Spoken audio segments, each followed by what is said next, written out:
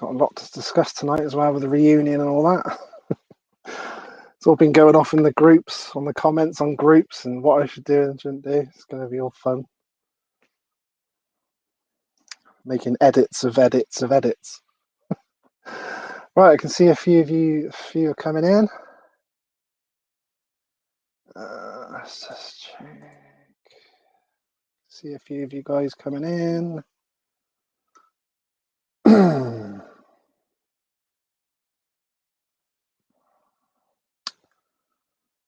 Right, I'm going to get on with my thank yous while you guys are coming in. Evening, Craig Triplet. How's it going, buddy? Good to see you.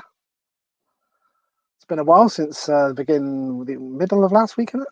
Got a busy couple of days now. This one tonight and 2 more Speedway ones the next 2 nights. So it'll be cool. So anyway, Lee Ashby here, Motocross and Speedway Memories. I'm just going to do my thank yous and then I'm going to bring in my guest for this evening.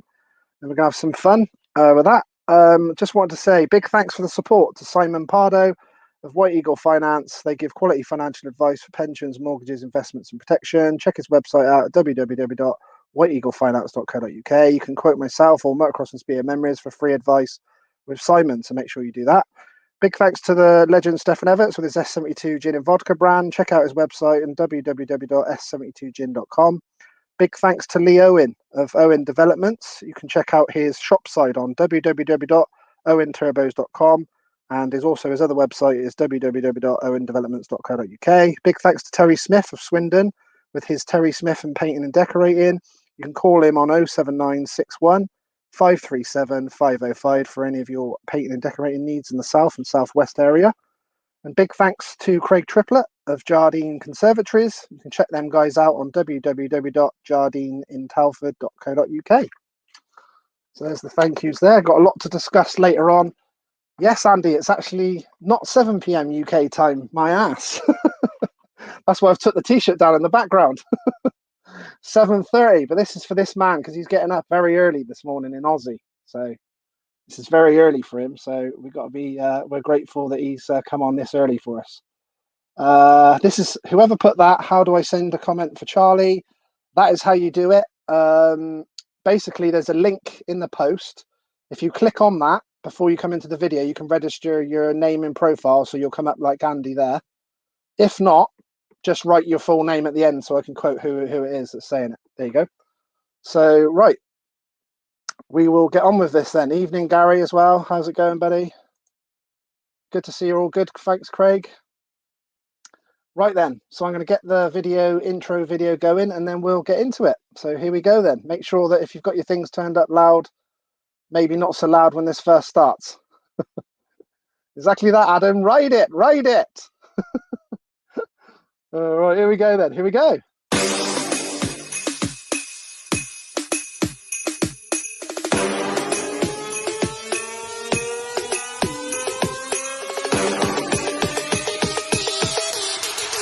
thought I was playing? Huh.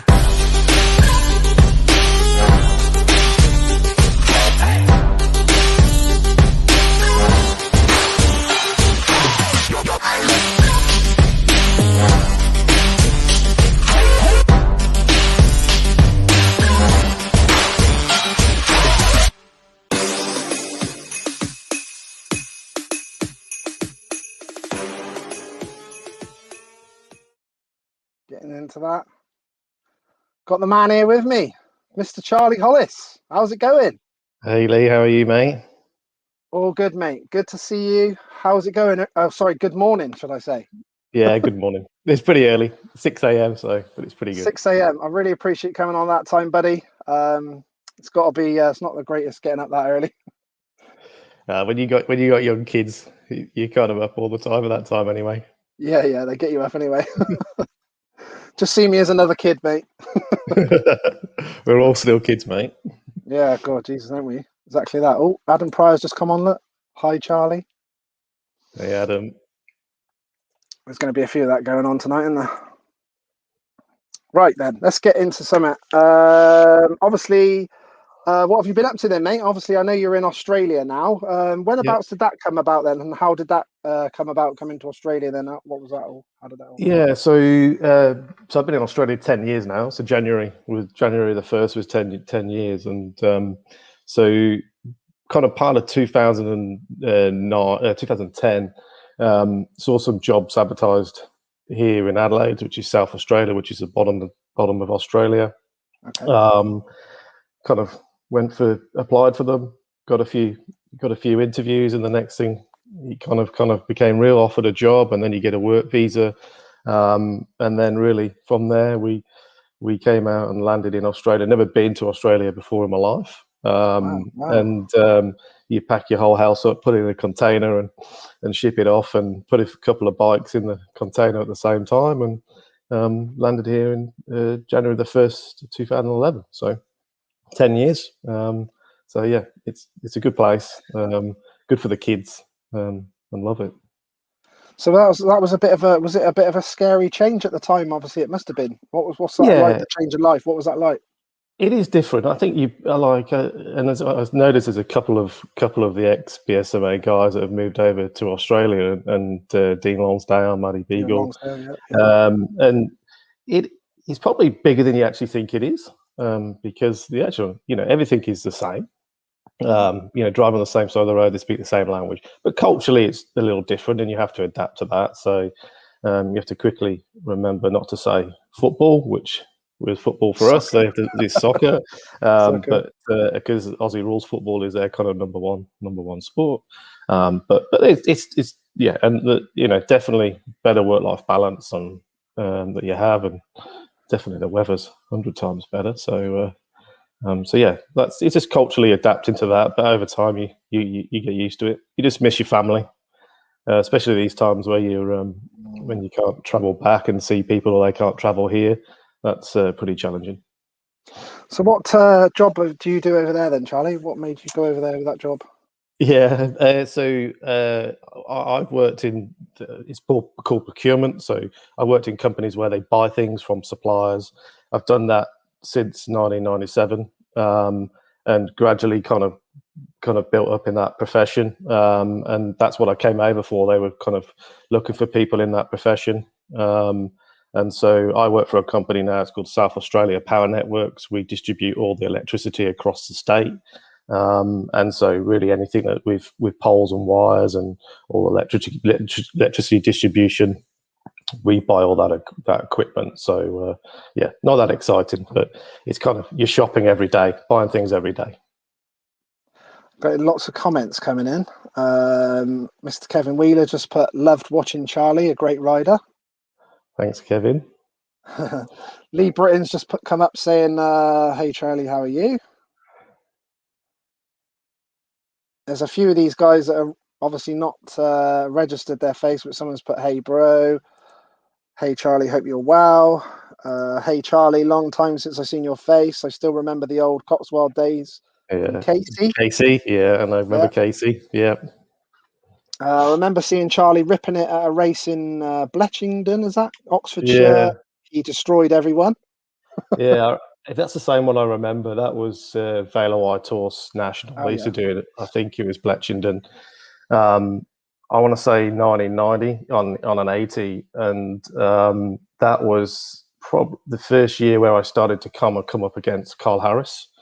Obviously, God bless, Carl's not with us anymore, but it was very interesting. Carl was, I think he was on the Honda then, was the number one rider, and we actually, when we went to Bletchington, I think I won a few. I think Carl still won it overall, but we were battling all weekend, and there were a couple of moments where Carl was looking behind, trying to knock me off, and so I think it's probably one of the first times he got a little bit worried, because he was kind of winning really easily at that point. But Bletchington, if people have been there, it's pretty tight.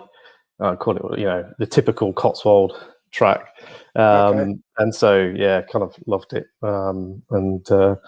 Yeah, so I think that's the one. I went there a few times, but I remember that one in 99 in the 80s, and put a bit of pressure on Carl, won a couple of races, but I think he still just won the overall for the national. I think my first thing of him because I didn't start till 89, but I remember going to my first finals in 91, and I think he won the 80s. Yeah, actually, I think it was 91. I think he was 91, and he was on the CR80. Yeah. He was pretty quick. And then he obviously went road racing, didn't he? Yeah, so we went up with Carl and I went up. There's 91. I think he was there 92 and 93 because he went on to the 125 Suzuki, and I think he then went road racing. Yeah, he did. Yeah, he did well at that as well, didn't he? It's a shame with his crazy. Can be a sad world at times as well, can it, mate? Yeah, for sure. Someone's inboxing me questions. Apparently, someone's sent me an inbox question, and so hang on, I better check it, and I don't normally do this for these guys, but I will. Is that Kai? Kaid Hartwell. Right, so I'm going to read this out. Yeah, because I think he's come on there, but he hasn't registered. Someone else has just come in as well. Put hi Dogger. So guys, any of you guys that have not registered, if you just put, because obviously it's coming up like that, you can just, if you just put your full name after each comment you put on, and then I can just quote Charlie the name then anyway.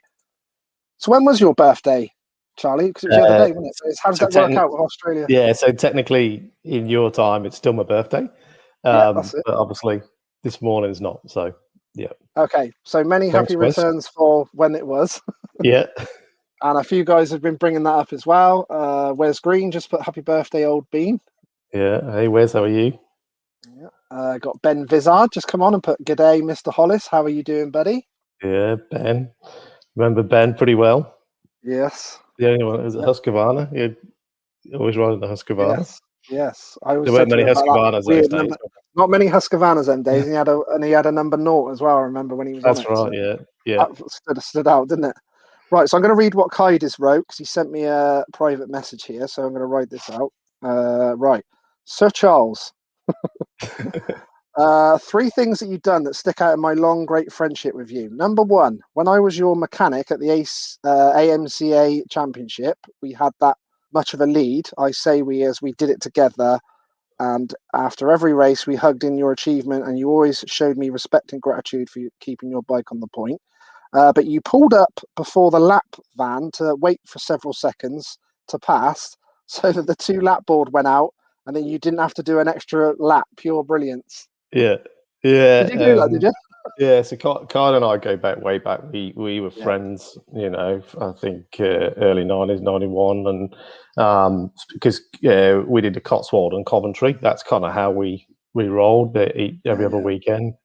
So we were good mates and stayed close all the way through. And then when I went into the AMCA, Kyle wasn't racing as much, so he started off mechanicking for me. So we had some good laughs traveling for AMCA championships and over to Imba rounds as well. And it was first, I don't know if it was the first, or maybe I think it was my first AMCA championship race win, Aston Air, I think it was. And I somehow got a pretty good lead over Jason Rennie.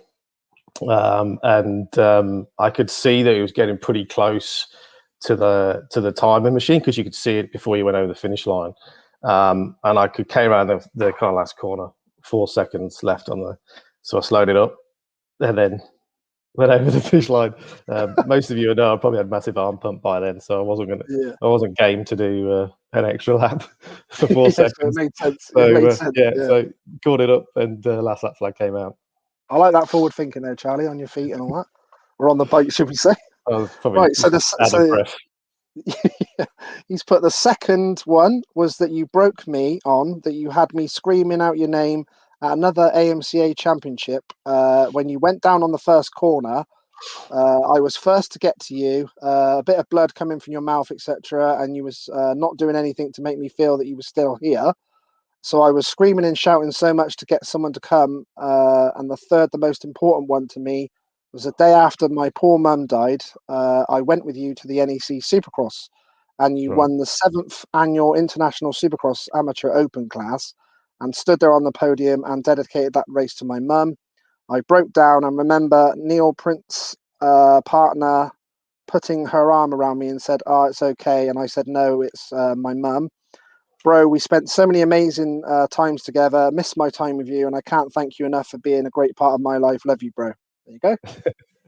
Cheers, kind. And those stories, like the one where he said about the first corner, that was, I reckon that was 2006 Woodford AMCA Championship, and that year I think was it was kind of when Phil Mercer, Richard Mike Jones came into the championship, so it kind of started getting up to another level. I come from British Championship into the AMCA, and I think going into the previous race, I'd just taken a championship lead. Down into the first corner, I think I clipped the back of Danny Blakely's back wheel or something like that. Pretty fast straight, coming to the corner, fell off, and Jason Rennie, it's actually got it on video.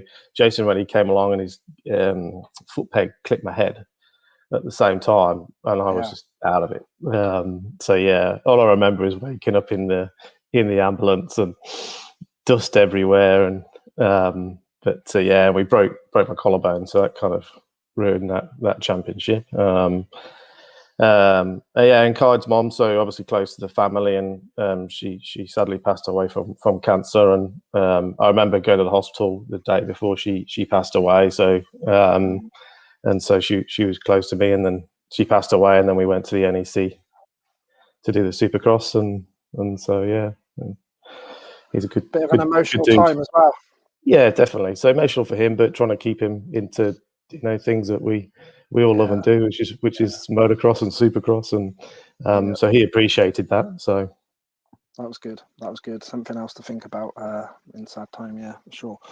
Right, I've got someone here. Hi, it's Charlie Allison, is that? And Ian here.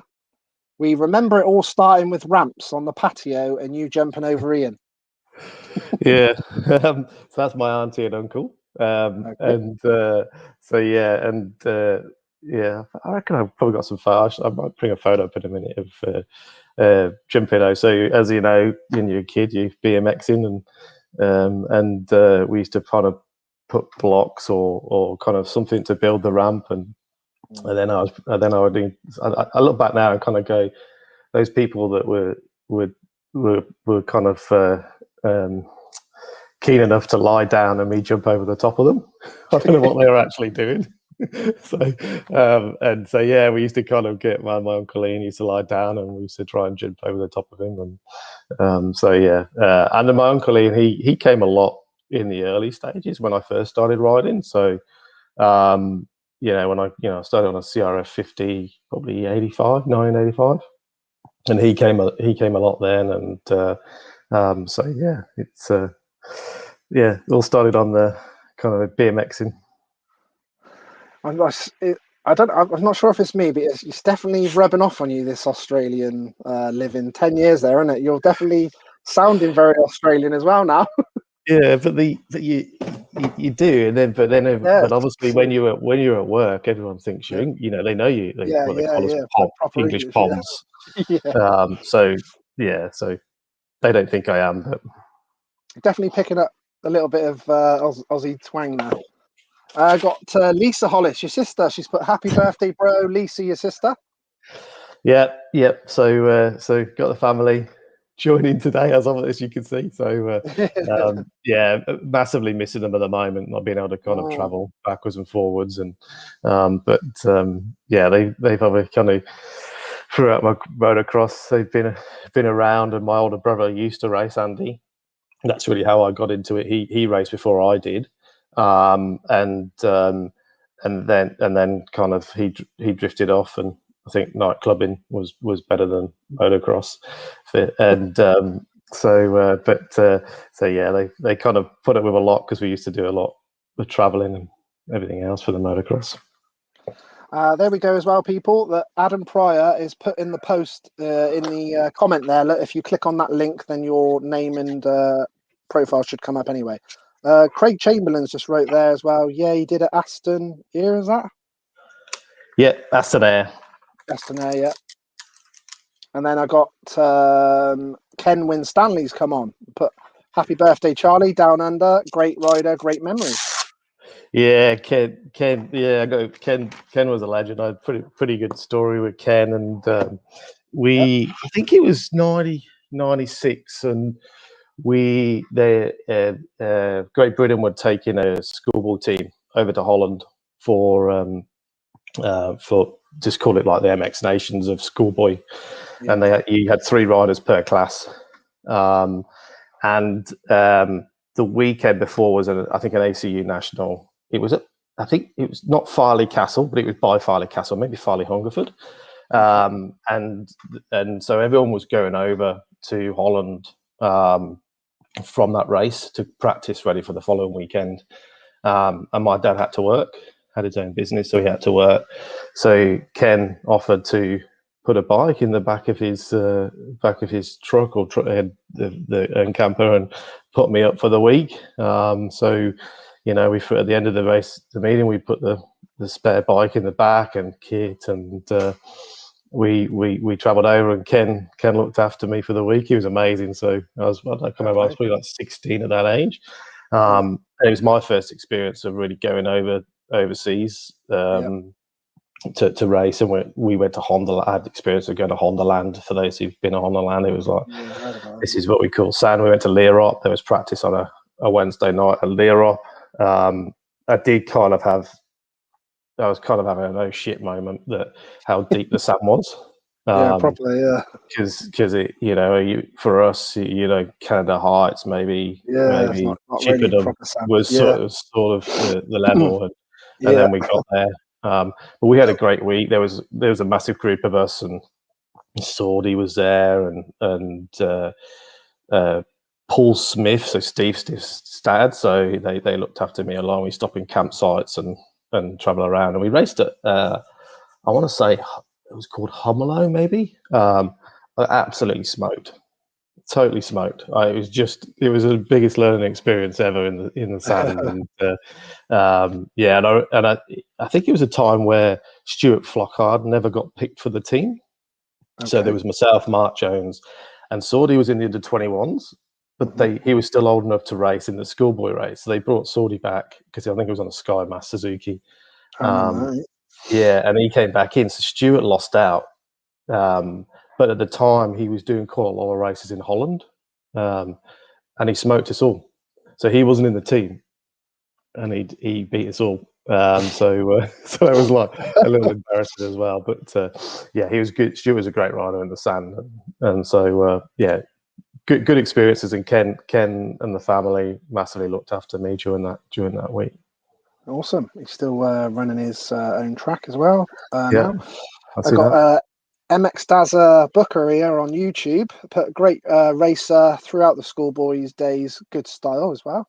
That's a nice comment there. Cheers. Mr. Scott Bowman's also put happy birthday, Charlie. Hope you're well, mate. Yeah, Scott was around the old days. Older than me. I think more my brother's age. I think maybe in between. So, but I see he's still racing. I saw him at Farley Castle a couple of years ago when I came back. Got a Harry here. He's put, hope you don't miss your part-time mechanic this season, Harry. So Harry's my nephew. Okay.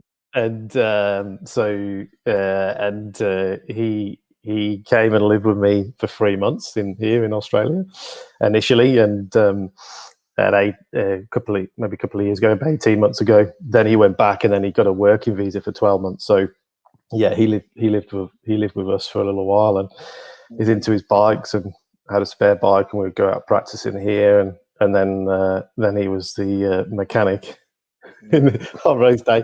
And they call him, what they call him here, flaggies, not marshals. I keep calling him a marshal, but it's flaggies. Flaggies over there, is it? So, and everywhere you go, you have to have a flaggy, which is like your old AMCA and days, which is really annoying. So Harry was great on the flags. So, he's on the flags as well. Yeah, we miss him. So he had to go back, lost his job through COVID and headed back. So, but we had some good times when he was here. Sounds like you've been helping out a lot, Harry. Good man. That's how it makes it all work. Good man, Charles. Nice to see you can still smell a clutch or two burning from here. I'm not sure who's written that. I would want to say that's Brad O'Leary. I reckon. Yeah, he was saying, man. I'll be wrong. Yeah.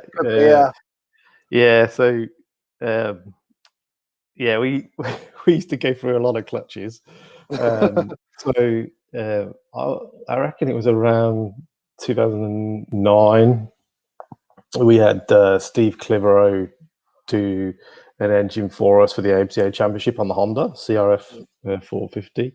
And it was a year he was doing bikes, or I think he still does, for Brad Anderson. And it was the first year of fuel injection. Okay. So the bike was just a rocket ship. It just, honestly, it was just amazing. I actually still got the bike downstairs in the garage, brought it over, and because it was the last year I did the AMCA Championship. So I've kept that bike, and it was that fast. You were just having to feather the clutch all the time, and it just literally was burning clutches out. So yeah, we were, at AMCA Championship we were putting doing 2 clutches just to survive. So yeah, like that. I guess that was Brad, but definitely. Yeah, we went through a lot of clutches, changing oils all the time, but the bike was just amazing. It's Brad. How's it going, Brad? Thanks, Lee. Thanks, Charlie. That was from Kide. So he's heard that read out. So that's cool. Hi, Charlie. Hope you're well. Long time no see. Gary Adis. Yeah. Hey, Gary. Lisa's also put, you made me lie down under them ramps. As long as you weren't clipping her, Charlie. This one hasn't got anyone lying down, but I can give you an indication. I don't know if you can see that, Lee. Yeah, we can see you doing twisting the bars. One leg. Ramp. Yeah, love that. Magnum wheel there, is it? Yeah, and you got the logs with the ramp holding it up. Yeah, brilliant. And then doing a one-legger. Oh, you always need a one-legger. Yeah, Charlie. Probably out of control. Yeah. To think that was so cool back then, and now they're doing like treble flipbacks and all that. Yeah. Crazy, isn't it? Right, I got Dad Delaney here. Hi, Charlie. Remember you well? Bit more hair then. Yeah. I was waiting for that comment, Dad. So yeah, stressful life having kids. So Simon and Owen Delaney's. So Simon, yeah, I know the Delaney's. Yeah. Simon was a really, really good schoolboy rider, older than me, and a pretty good practical joker as well. And then Owen got to know pretty well because he did a lot of the AMCA championships as well. I remember racing with one of the brothers. Yeah, I think Simon would have been around your it was around your 98, age. I think it was. Yeah, about 98, I think it was. Yeah. Yeah, he was a good rider on a Suzuki, if I remember right. That's right. Yeah. Yeah. Cool. Yeah, it was good. I remember you think he had a plain white helmet as well, if I remember rightly. So I'm a bit detailed like we won't make any more. We won't talk about the hair anymore. Yeah, that's it. Putting that on, that's what too. Too grey. The greys. Right, Scott Bowman put Andy was definitely a party animal. Yeah, I don't know if he's listening. So there's a bit of a story. He definitely was, and he. I remember because when I broke my leg in 1987. So, and it was just I struggled through physio trying to get my leg straight. And I was out of the sport for about 2.5 years, and had physio every day because we couldn't get this leg straight.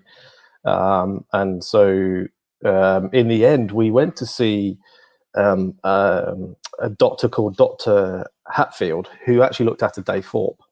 Okay. So after 2.5 years of trying to get this leg straight, and seeing lots of doctors and everything else, and we went to, and somehow we got connected to Dave Thorpe's doctor through somebody else. And we went there down into London, and literally he looked at the x-ray and within 5 minutes went, your screw head that they put in your leg is stopping your leg going straight. So every time you try and straighten it, you can't get that far. So you take the screw out, your leg will go straight. And so so that's that we did that, went back to had it out, and leg went straight, and I so I was not racing at that point, but my brother still was, so I used to go a lot, and they used to stop over for the 2-day nationals, and I remember kind of rocking up one morning, and my brother couldn't get out of bed because he was too hungover from the marquee beer tent, and his friend Charlie Cooper having to cook him a fry up to to get him to race. So he'd only race if he had a fry up. So he liked to have a party. Thought I'd get that background picture in. We'll go through Yeah, some pictures in a bit, Charlie, but we thought we'd get you in front of Nunny there. Practice or not? No, mate, don't tell me it was practice. That's a race. Oh, sorry, yes. Sorry, the first race. Yeah, that's what I meant, yeah, so I reckon that was Bsma finals. Yeah, 92. Yeah, 92. Yeah, and that was practice. So yeah, none behind Really? me.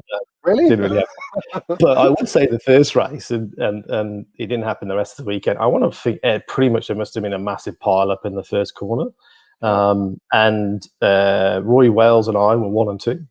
So most people remember Roy. He went down. I took the lead. I led the first race for half the race, and then Roy got back, so I had a second in the first one. But the competition that year was my first year in the 100s, so a lot of the your Ryan Voses and Leon Woodfords and John Radfords were all in that, and I want to say John was pretty close to winning it, or he did, or he was, because I think when I remember, because he was local to that area, I think, and he was awesome on those tracks, and but had a second in the first race, which I was pretty happy with, and but that one, that's a good picture of Nunny behind me. Didn't happen very often. Yeah, you got to like that one. Can't believe you give away the practice. Well, I did to start with, didn't I? Right, I don't know what Adam's going on about here, but when I first looked at it, I was thinking, Alf, who the hell is Alf Stewart? Then I'm thinking he means Alf Stewart, maybe from Home and Away. Is that what he's thinking? When I was thinking Stewart, who's Alf Stewart? Yeah, Alf Stewart, Home and Away. Actually, I don't even watch Home. Yeah, Alf Stewart. Yeah, don't watch Home and Away or Neighbours here. No. It's still on. Home and Away is. I don't know about Neighbours. Yeah, it is. Yeah, in the UK. But, I don't know if that's a compliment or not, Adam. I'm not sure. He just had to have his say, didn't he? He did. There we go. I'm just going to give a wave to this guy, George Holland, because it's a deaf guy from the UK, and he has his subtitles on that I've sorted him out with. So, hey, George, hope you're good. Got Mr. Mark Jones has come on here. How's it going, Mark? He's put, Chaz, hope you're well, dude. Loved sharing the track with you, but never enjoyed being on the receiving end of your break check-in. Happy birthday, dude, Jonesy. Yeah. Hey, Mark. Have you got the picture, Lee? Can you find that picture with Mark behind me? Oh yeah, did I have that one? So, yeah, we had that one. So yeah, Mark and I, we raced a lot together, same age, and so we kind of came up the ranks together. It was. Hey. Yeah. Can you remember that one, Mark? That's a great picture, mate. That's another one with you behind me. Didn't happen very often. There was a couple, wasn't there? Yeah, I was. I don't think I was brake checking there either. Hang on. Here we go. Oh yeah, Mark behind again, and then Posey and Hucklebridge behind on that one. So Mark was great, and he was just amazing at the back end of the schoolboys on the Bridgestone Honda, and then going into the adults later on, he was brilliant to watch, because you kind of got brought up riding against each other and seeing what he did when he went into the MXGPs, and it was just first class, and he really kind of stepped it up when he went into the adults. So, but I do like those couple of pictures of just being behind me. I love that. He's put, we had some mega battles, dude. Certainly did. We did, and it's funny because Mark kind of like he was in and around it, like I want to say that on the hundreds, but not really like the front. And then as soon as he went into that picture over the jump, I reckon was 94, and he started to come really good. And then the following year, 95, 96, he was really, really good. For sure. Definitely went on to some good things. I said to him not long ago, we was chatting the other day, and I was saying how cool it was, because I live in Swindon near Fox Hill, and it was so cool to go to the GP and see Mark, as we know, was in the Honda team with Stefan Everts. Yeah. I know he binned it when he was in front, but it was very cool at the time. I was like, wow, I used to be racing with him. Yeah, and I when was it where he finished third? Was that Czech Republic where he had a third overall? I can't remember. He'll probably mention it. But I think it's a little wet, I remember, and he had a third overall in the 250 Grand Prix. And I remember being overseas on holiday I can't remember. I was on holiday watching it in a bar on the TV. It was live on TV, and Mark, kind of cheering on Mark from the bar while he's getting in the top three. Yeah, it's amazing. That's pretty cool, isn't it? It's definitely cool for us guys that race with him. It was good to see how he went on and did well. Your mum's on. She's put, so proud of you, Charles. Even she remembered to put her name on the envelope without registering. See, I'm just pretty proud. I'm actually just pretty proud she's actually found the link to exactly that, and she's managed to put her name on there and everything, so we know it is. Look at that. Yeah, check that out. Yeah. So fair play, massively missing my mom at the moment. So hopefully we can see each other soon. Yep, for sure. I got Dave Everett here has put, when are you racing next, Charlie? Yeah, so Dave races here. So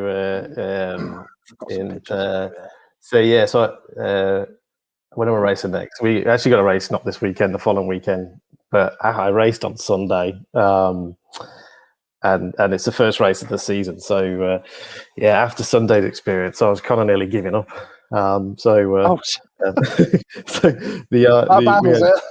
It was that bad. Arm pump was horrendous. And the heat, it's unusual this time of year in March, but we have 30-degree heat, and I was just I really struggled with the heat, and then first race of the season. So, but hopefully we get a few more races under our belts, and not so bad. Yeah, that's right. So we have a state titles here, so they call it South Australian state titles. I race in the vets, which is over 35. I wish it was over 40. But it's over 35, because 35 you're still quite fit. Over 40 you're not quite as fit. And that first round kicks off 25th of April. So we've got a couple of weeks to kind of try and get rid of that arm pump. And I think the plan is as well, isn't it? You're looking to come over for the reunion meeting that we're putting on, and then go on to Farley. Is that right? Yeah, that's the aim. I'm not sure, I'm not how hopeful we are with that, because the like here's been really good with locking the country down, and we haven't had a case in South Australia for probably like 3 or 4 months, and then we hadn't had one since April last year. So they've really locked the kind of states down and stopped people traveling, to lock the country down. So it's pretty strict, but we've been able to go on with our own business majority of the time, and so life hasn't really changed. You just can't get out the country, so that's a positive. But so I'm hoping with the vaccine rollout that's kind of kicked off here, that we can start to travel a bit more. And that's the plan. Come over and do the Bsma, and I booked in for Farley last year, because I got a 250cc 1989, hopefully do that, mate, if we can. Cool. I have got loads of questions here, but while the people are asking, I go with the ones that are live. So it's about these guys getting their questions in. I've got loads here for you anyway, so we're all good. I got Leo Inns put on YouTube. Happy belated birthday, Charlie. Have a Foster's on me from the Owens. It's an interesting one with the Fosters, because it's not actually sold here. Isn't it? So no. So when you first come over, you kind of go. Obviously, you see the adverts back in England, and they're great adverts, and so you think Foster's hasn't been around. They tell me it's like early, like in the 90s. So whoever does the marketing campaign for Foster's is pretty impressive, because they market it really well. Yeah. But when you get here, you don't have Foster's. That's quite funny. Happy birthday, Charlie. 24 clutches in 09. So that's got to be Brad O'Leary then, isn't it? No, that'll be. Is that someone else? That'll be Steve Croner, SK. Oh, right, okay. Steve mechanic for me. Okay. Hence why he probably knows how many clutches he fitted. That's why then. Okay. And very quickly. Steve SK was him and his brother were heavily involved in Cotswold Club when I first started riding 86, 87, and then we stayed friends throughout, and then I asked him to be my mechanic. I want to say 2007 or 2008. And he was a legend. I couldn't thank him enough for what he did. the effort he put in, the bikes were just perfect. So when he was doing the bikes, it enabled me just to train and do what I needed to do, work obviously, and then I just used to rock up on a Sunday, and the bikes were immaculate, came rolling out. And again, we travelled all over for the AMCA and the Imbas, and so yeah, he still looks after the CR 250/89 back in England. So I bought it. He prepped it all for Farley a couple of years ago, and then he still has that now. And I know he's been busy. We had the engine done by Steve Clitheroe last year, ready for Farley, and then the frame has all been welded and powder coated. So yeah, he's nice. He asked me the other day what's happening when you come in, because I think it means he's got to rebuild it all. Ready. Yeah, he's trying to check out what he's got to do. Yeah, yeah, what he's got to do. But complete legend, and him and Rachel were amazing in helping me and supporting me during that time. That's cool that you got some backup there with help with these guys. That's cool. Got you obviously must have been him that burnt my fingers a lot on those cooked clutches as well. Then. Yeah. Well, we went to the first time we had the engine done off Steve, and we went to an AMCA Supercross. The clutch disintegrated in the race, and we only had one bike, and it was like at that time, and there was like bits of, and we were trying to get the bits out of the clutch plate just to get to the next race, and it was so hot, and so yeah, we managed to do it though, and get all the bits out, and then put a new clutch in. But that's how we quickly learned that a clutch wouldn't last a whole meeting. Yeah. So you were sort of starting to be prepared for that. Yeah, I've got James Stenner here has put, yes, Mr. Hollis, always enjoyed watching your great style, always super quick. Thanks, James. Very nice, James. Then I got Paul Byrne here on YouTube. He's put, hope you're well. Great memories battling in the AMCA championships and being in the Imba squad. Yeah, so and Paul and I we battled quite a lot in the schoolboy days as well. So he was more he kind of either went Cotswold Coventry or Coventry Northampton. That's kind of how it kind of rolled. He was more Northampton than Coventry, so we battled a lot during that time. And then obviously when we got into the AMCA 2004 and for the next few years we really kind of battled it out. So we had some good trips on Imba, and yeah, those memories are just amazing really with some of the things we did. There's not just the track stuff, but the banter and the fun that we used to have along the way traveling there. And so I won't share Paul's story because it's quite it might get him into trouble. He's put IMBA nights out not to be forgotten. I think he's actually asking me to share the story, but I don't know if his missus is listening. But I'm going to share it anyway. Yeah. So that's what's about, so we travelled all the way to Italy, and Kide was with me at the time, and it was a long way. I think it took forever to get there, and we got there Saturday afternoon, and Lionel, I can't remember his surname. Lionel was the AMCA kind of manager for that weekend, the old dude, and he's no longer with us, so that's sad news. But we got asked by the federation to go out for a meal, so we went out for a meal. They put this weird meal, and we were just all like really tired and just wanted to go to bed in the hotel. And so we kind of were trying to convince Lionel, because we needed to drive him back. We've got to go to bed. We've got to get up early in the morning, and so we convinced him to leave. And then when we got back to the hotel, there was a strip club underneath the hotel. We never even knew when we put in. so we oh dear. We all pretended to go to the bedroom and put Lionel and said, Lionel, you got to go to bed. We're all really tired. But then kind of Paul went down to the strip club. And Paul was there. He didn't have a great experience. I think it ruined his whole weekend in the strip club.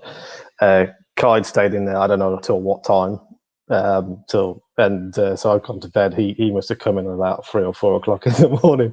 So but Paul's pretty bad experience in the strip club. I think he kind of DNF'd 2 races the following day, so he'd gone all the way to Italy, and so it was pretty funny. There you go, Paul. It's all been laid out. Yeah. I felt sorry for him. Kind of Lionel, get back in. You got to go to bed. Got to go to bed. Oh, we see the lights for the strip club. Oh, we're all right now. We're not tired anymore. Straight downstairs. He's put you stitched me up. That's brilliant. Hopefully the missus is not listening. Yeah, hopefully not. Right, I've got Neil Moore here. He's put Neil Moore. Remember you doing a bike switch at Wolves Speedway, and a few of us busting our balls, mauling a scaffold ramp into the infield our Phil built. Yeah, so I used to go to Wolves at Monmouth Green on a Monday night. Right, I didn't know that. I lived in Cannock for kind of few phases for a long time because I worked in Wolverhampton. So we used to go to Monmouth Green. I used to go to the Grand Prix finals for Speedway. Loved it. Then we got, I can't remember how we got talking to them, but we organised a bike swap with Billy Hamill. So, nice. You say that, and again, it was another funny story because you kind of, at the end of the meeting, I was going to go on a Speedway bike. He would go on my 450. Okay. So I'd never been on a Speedway bike in my life. Absolutely scared the shit out of me. Yeah. So I'm kind of going around like tootling around. Billy Hamill, who has a 450 Honda back in the US, is wheeling stood up all the way down the streets on his 450. So we did this fight swap, but we built a ramp to do some jumps in the middle before the bike swap, and so Neil's brother Phil Moore, he had a scaffolding business and built the ramp. And so we got it in there. And so bear in mind, I had no preparation to this ramp. And this ramp was like that. So all these people watching, and you were kind of going, and you're flat landing on the grass in the middle. Yeah.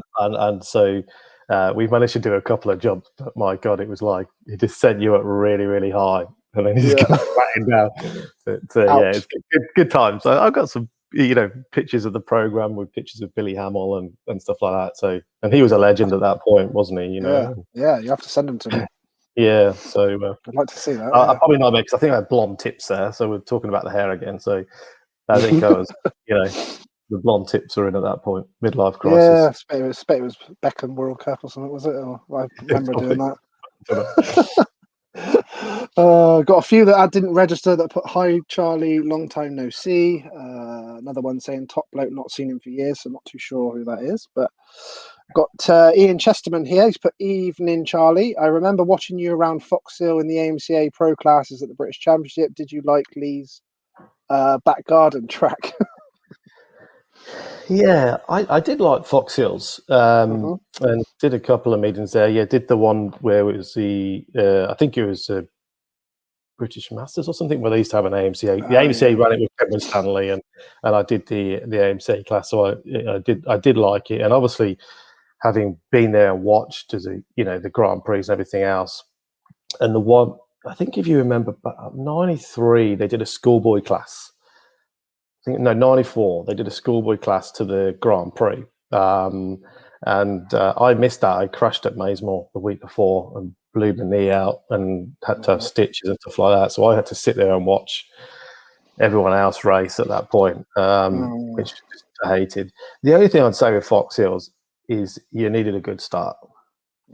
It was really hard I found it quite hard to come back, and because even though it was a great track and it was pretty fast, everyone was kind of similar speeds, so yeah, that was the only thing I found with Fox. If you got good starts, you could hang it out and there. But coming down the big hills, and it's just amazing.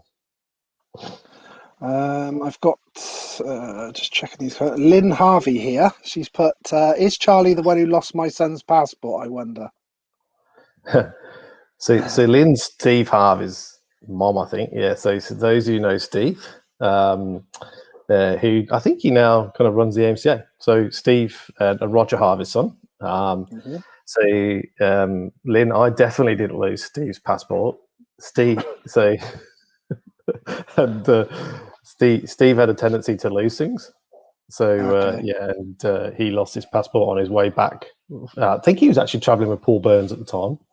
and they managed to kind of get him back into the country without a passport. Not sure you'd get that done now, by the way. No. But No. yeah, he lost his passport, and then I think they found it about 6 months later in the van somewhere. But yeah, Steve had a tendency to lose things. Thanks for coming on, Lynn. Got Nick Moore said Venray, that was fun, and the Czech Republic 70p for a Bacardi and Coke, and a night on the piss with Lionel Mega. Yeah. So Czech Republic, I can't remember what the name of the track was, and yeah, so the Bacardi was after the Sunday night, so no on the Saturday night. I'm glad to hear that. Yeah, but you were having a meal and drinks in this hotel, and it was just like nothing. It was like £5 or something like that, and so yeah, and Venray, Mick drove us over to Venray in Holland. And that was a good experience with a couple of Mick is brothers to Neil Moore and Phil Moore, so who did the scaffolding. The three of them are brothers. So yeah, we used to kind of do a lot together. Got Kevin Wheeler. He's put, what was the package like at Team Green? Yeah, it was good. Yeah, it's an interesting one because I think it was end of 95. So Team Green was 96. Mm-hmm. I had that's it, mate. God, looking a bit taller, a bit thinner there as well. But at the end of 95, we had quite a lot of offers. So just coming from the seniors and then going into the experts, we had a lot of offers. So Yamaha, Honda, and so we actually tested. Can you remember Bortec? So they had Suzuki. It wasn't the Yamaha though; it was the Suzuki, and Suzuki, we went down. Yeah, we went down to Brighton and tested the Suzuki on their track they got down there, and I'd accepted the offer for Bortec, and I think it was a bike and some spares and things like that, and we felt that was the best deal at that time. And Mark might be able to kind of back me up. Mark Jones might be able to back me up. I think Mark was going to Team Green Kawasaki. Okay. And he'd had lots of chats. I think so anyway. That's what I heard. Then he decided to go Bridgestone Honda. Okay. So it left a spot at Kawasaki. And so then we had a call from Matt Bates, and I'd ridden Kawasaki all my life, and so Matt Bates came along and said, you got a chance to go. Do you want to come? Look, you had a couple of bikes, tires, kit, spares. It was just so much stuff, and as we all know, Team Green Kawasaki was, the team, to have that experience. Very cool, and we definitely felt back because we had made a commitment to Bortec, but you couldn't really turn it down. The deal was better. And it's Team Green Kawasaki, and that's no disrespect to anybody else, but the experiences I got out of that was just amazing. So I think I was on the team. Well, Billy McKenzie was on maybe the 100 in the schoolboys. So it was Billy and myself in the schoolboys. Then we had Ricky Priest, Dennis Hewitt's son, in the adults, and Paul Cooper was on the fringes of it because he was SoCal Kawasaki. But we used to go to photo shoots at Chippenham and things like that. So yeah, it was a really good experience. The only downside, it's probably a massive downside, is that we thought that was, my dad and I thought that was the best option to Team Green Kawasaki, because the following year we wanted to go British Championship. And that, our 97 was British Championship, and we'd be better going with Kawasaki because they will take you through to the adult ranks, and it all fell through at the end of the year. So I'd finished second in the BSMA and ACU championships, behind Mark, and Kawasaki were cutting back on their deals. So we got to I reckon it was probably late September, October time in 96, and we didn't have anything. And so that kind of was then going into British Championship. I struggled a bit because, I kind of didn't have you know, we then had to fund quite a lot, and it was finding it difficult financially. So, yeah. So, and you kind of need to go into the British Championship. I think you kind of need some people around you who have been there, like Matt Bates had been there and helped us and stuff like that. So, so yeah, great. Team Green was great. Nice one there. Yeah, that's it. That's end of '96. Finished second at the ACU Championship. So, loving the hair. That's a nice one there. So what was your actual earliest memory of riding them, Charlie? What was the first bike you got? Yeah, so I had a PW50 to start off with. And so we used to go and practice at a quarry. For people who know Cotswolds, there's a place called Chipping Camden. Outside of Chipping Camden, there used to be a quarry up there, and we used to go up there a lot. My brother and myself and a few others, and so that's a PW50. Then I kind of went on to a CR50, I think it was, first bike with gears, and so that's kind of where we kind of learned. And yeah, that there is, again, I was on the CR50. I think that was my first race meeting ever, Cotswold meeting, 1985, around March this time. So I think I just turned 6 then, yeah, Meon Hill. So for those of you who ever raced at Meon Hill, there was a few tracks at Meon Hill. There was the front and the back with Meon Hill. Yeah, and then, but I was getting lapped really early on in the race, in my early days, first few races, and I still came away with a trophy. I think trophies went to 6, and I think there was only 5 in the race. So in there, and then end of '85, we upgraded to that KX 60, I think it is, which you would have seen on that picture there. Yeah. And that's when we started to do a couple of nationals. And then it kind of, we moved on from there. Got a nice one of you on there on the 80s, I think. Yeah, so that was 1990. So 1987, again, I was still on the KX60, and I was getting to the point where things were going really good. So I winning at club level. So in 1986, when I did my first national, I want to say I was probably like 12th, 13th overall in my first national. And then 87, it was going well, and I went to the Vale of White Horse National, beat all the top guys, won all 6 races. And these were people that were winning all the nationals all the time. And that's shortly before the BSMA semi-finals. The week before was when I broke my leg, and had that pin in there that I told you about earlier. I still rode the following week in the BSMA semi-finals because we kind of were hoping it wasn't broken, so didn't go for any X-rays. Couldn't really walk. Raced, couldn't stand up. Had all these people positioned around the track to help me if I fell off. And I did fall off once, and people were lifting me back on. And I finished second, qualified for the finals, but then we went to hospital the following week and that was it. So I didn't race from 87 until 90. So that picture there that you had was 1990. So and I started coming back club meetings and doing the nationals, and I was always on the probably top 10.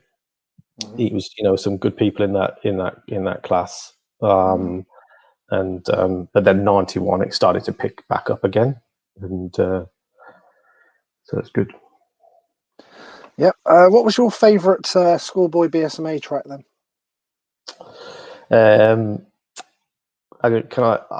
Canada Heights. Loved it. So I loved jumps and probably prefer Supercross to motocross.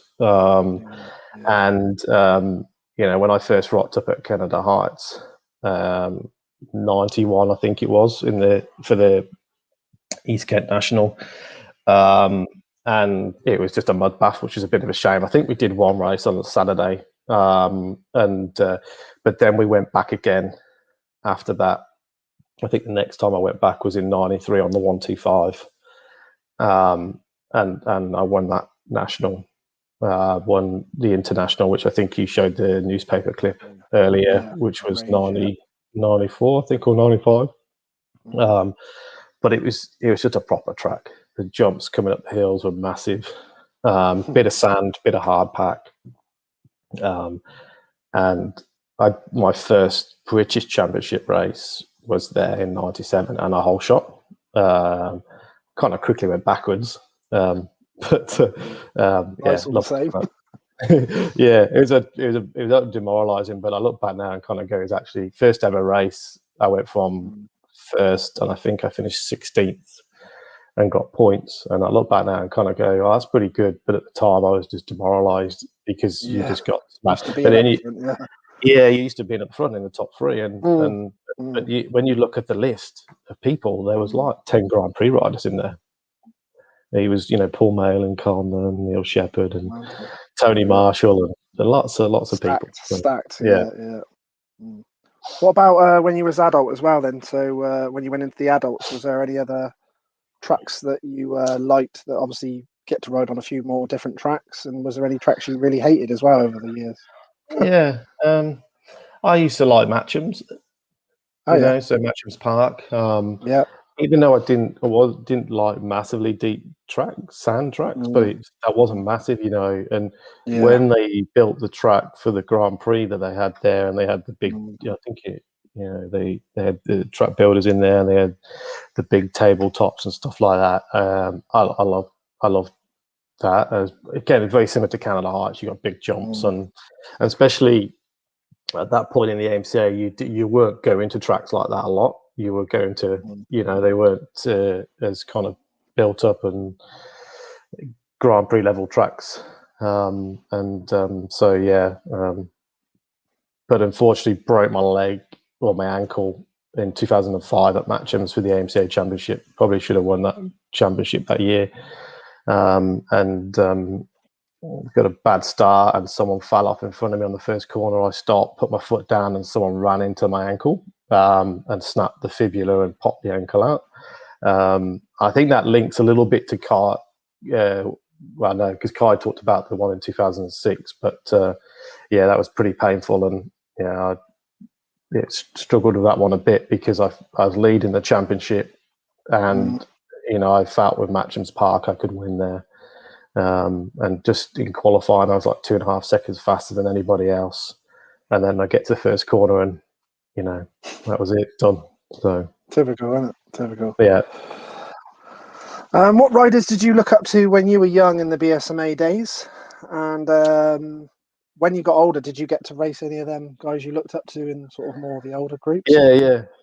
So I think when I not so much in '87 before I broke my leg, but not going into the early '90s, 1990, 91, you had Kelly Swanson, Tony Marshall, Justin Morris, Austin Kemp, and Austin Kemp was amazing, and he sadly kind of drifted away from the sport.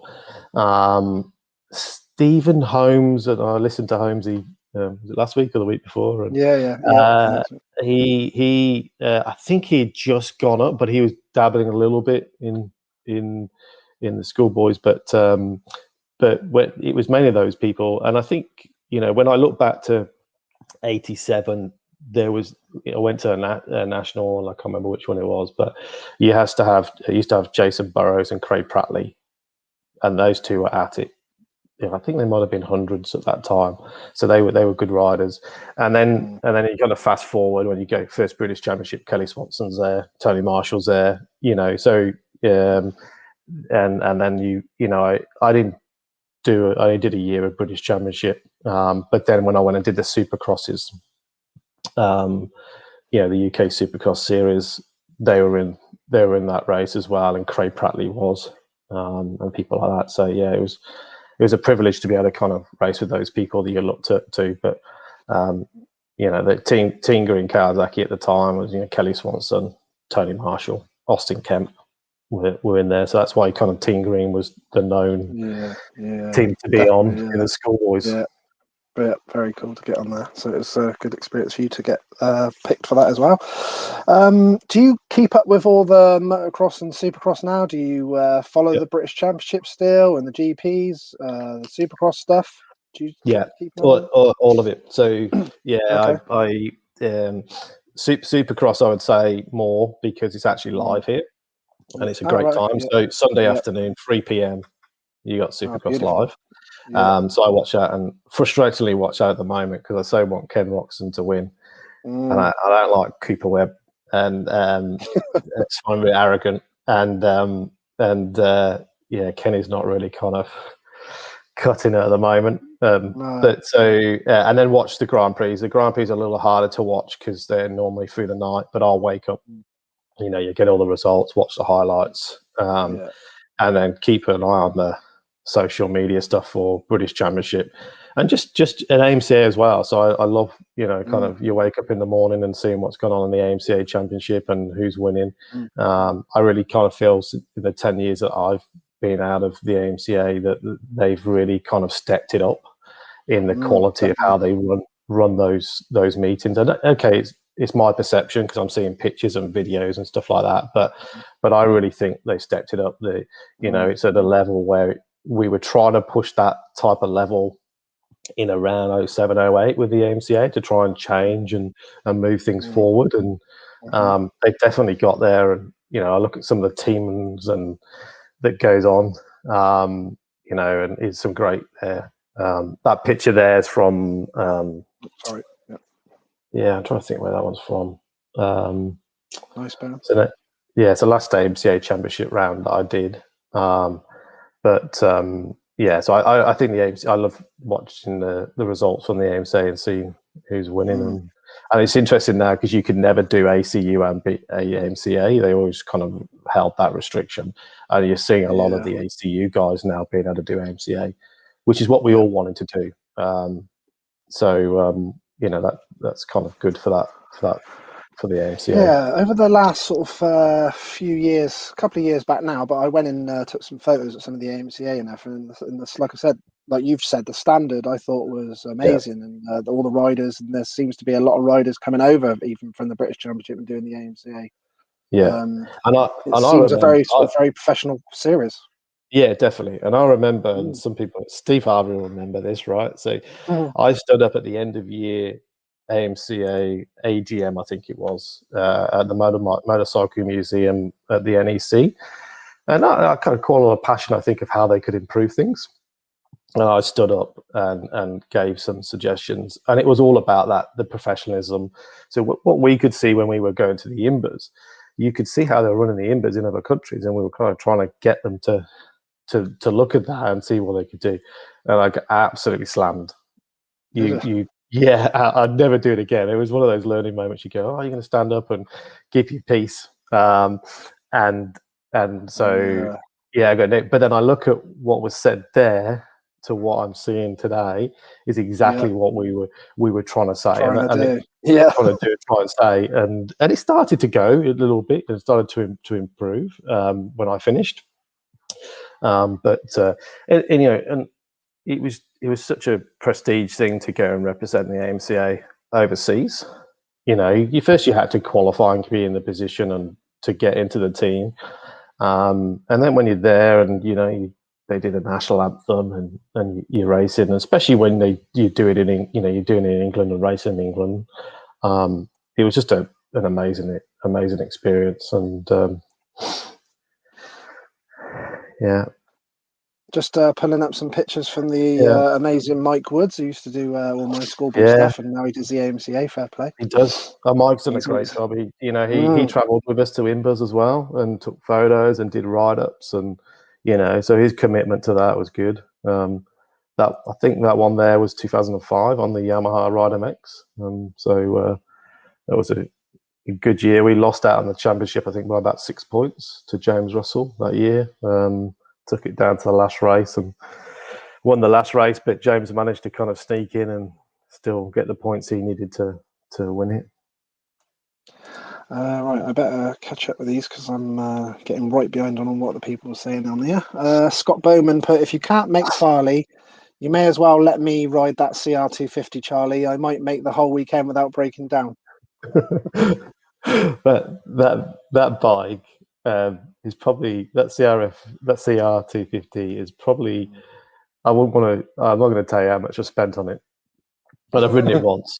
Right, so sometimes it's a little depressing when you kind of keep. Steve goes, "Oh, you just got to do this to it. Can you know we've got to get this and we're going to get that. Can you send here's some money?" And I'm like, "Oh my god!" So yeah, it's I'm hoping. I don't think I'll ever get my money back on it. And I just hope we can ride it. We could actually ride it a bit more because I've ridden it once.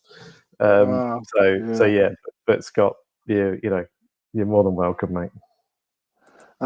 Tony Saunders has put, "Hi Charlie, great memories of our night out in Dunkirk with you out on a practice weekend." Yeah. So Tony Saunders, Ben Saunders' dad.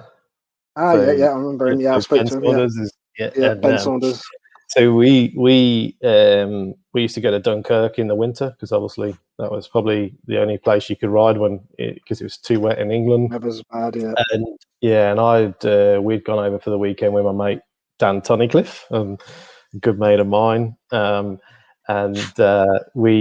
Dunkirk was just I know kind of people have been there. It's 3-minute laps, deep sand. If you do 2 laps, you're doing well. And so it was there. We were there Saturday and Sunday, and then Ben was there with a few mates, and we ended up catching up at this bar on the Saturday night. I don't know. It was a random bar in the middle of nowhere as well.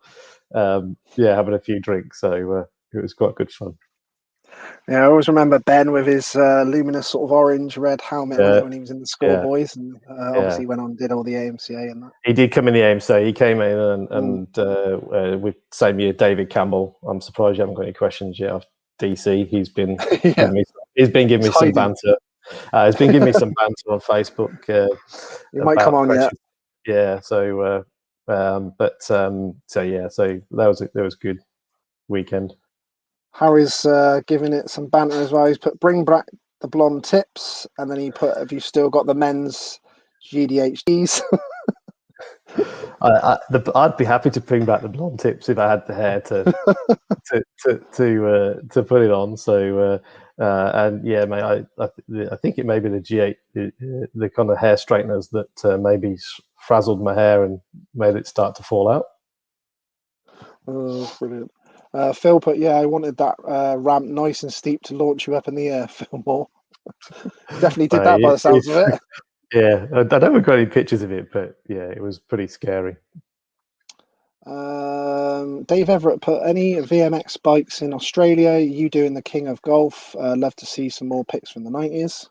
Got some few more pics of them to show. So yeah. So no, Dave, I can't quite afford another VMX bike in Australia. But the plan is once we've stopped doing the VMX stuff in the UK, that will come over. We'll ship that over here and use it then, because they do have a pretty good VMX series here in South Australia. So and yes, I am doing the King at Golf over Easter Sunday. So it's a pretty big event in probably about 2.5 hour drive from here, and go and do that event. Try and get rid of this arm pump. Exactly. Graham Lightfoot has put, "Did you ever come up and race Brampton?"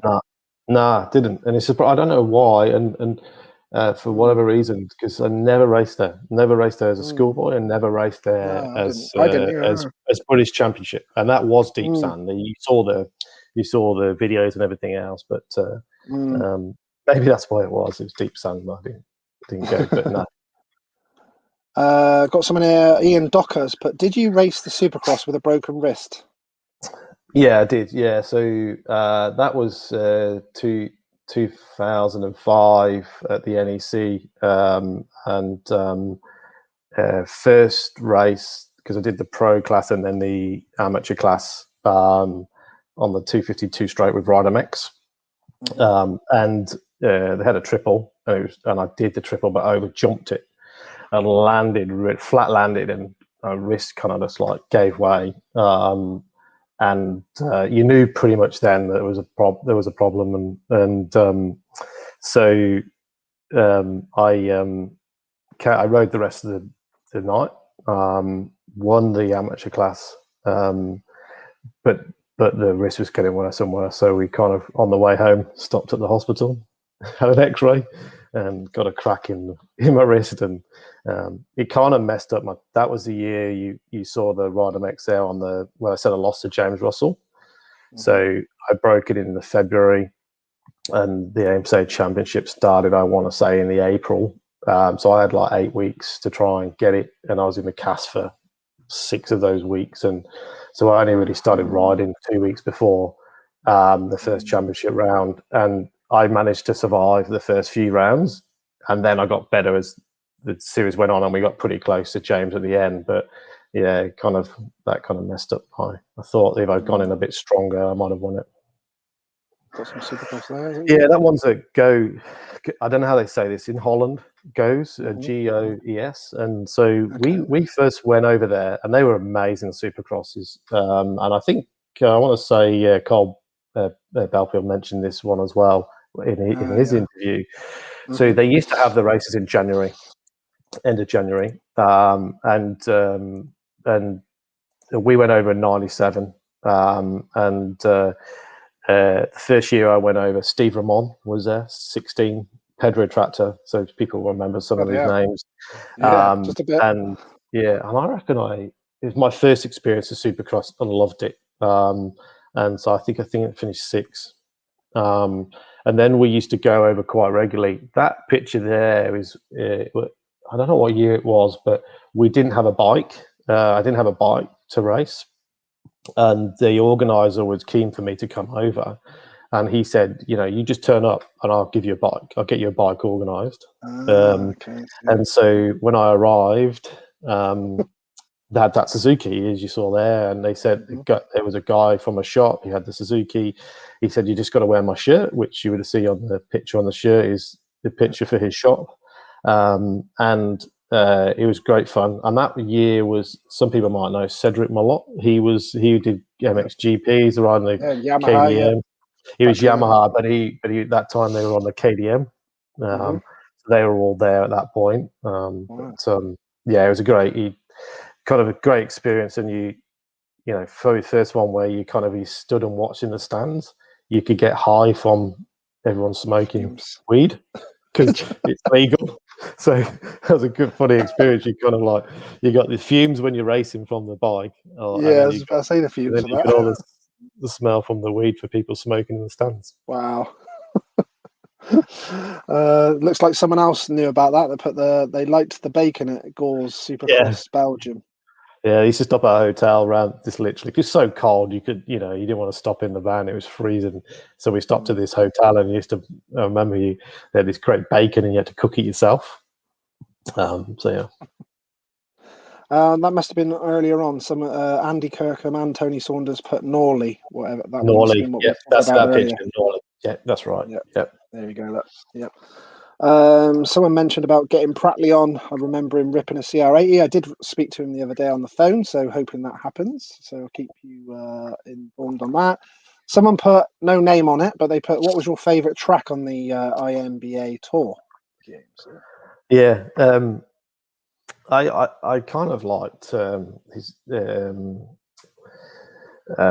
Cleby Mortimer, which is actually in England. So we did a lot of AMCA championships there, so we had an Imba there, and I reckon I won the first 2 races. Messed up the 3rd race, kind of fell off, went into the fence, couldn't get out, and managed to get back to 14th. Didn't even finish on the podium. I was a bit gutted for that weekend, winning the first 2 races. I liked Cleby Mortimer. It was a good track. Craig Chamberlain put, I think Charlie finished 2nd more than I did. Yeah, I was waiting for this one so I've never won a motocross championship. Okay, so I've never ever won, and so if you think about the schoolboys, I finished 2nd multiple times, and then you kind of creep into the AMCA. Should have won it in 2005. broke my ankle. Should have took the lead in 2006. That's when I broke my collarbone on the first corner, and then we got into third, seconds, and so yeah. So I've never I never won a championship, and even I was kind of like even last year. So I do the vets here for the South Australian state titles, and I'd finished second in 2019. 2020, I was like, right, we'll get a bit fitter, and I think I could probably get close to try and win it. And then, believe it or not, I've put rock up at the first round, and some people will know this person. Brett Metcalf is now over 35. He's in our race, so he races he raced the expert race and beat everybody by half a lap. And then he rode the vets race because there was no Australian nationals, and because of COVID, each state you were locked into your state. So he won the vets last year. So the big that is what it is. But when you kind of think you're never going to win one, that's going to probably be the case. Well, you were a top rider without a doubt, buddy, and you won a lot of races as well, and everyone knows you very well, so say no more. I don't think you necessarily have to win a championship to show your credentials. Yeah. He's also put here, Craig, ask him about the time he caused trouble at an IMBA presentation, unless someone has already asked. I don't think they have, so I thought I'd bring it up. Yeah. This links to Steve Harvey, I think this one Craig's on about. So, okay. And so when you at the start of the day you do the national anthem, and I think it was in Italy, you do a parade, and we had at the front of each of the countries you had someone holding the flag. So we had someone holding the Great Britain flag, a girl, and so Steve is the team manager. He's up front. I'm a couple of spots back, so I quickly sneaking pinched the girl's backside as a joke. She turns around and thinks it's Steve.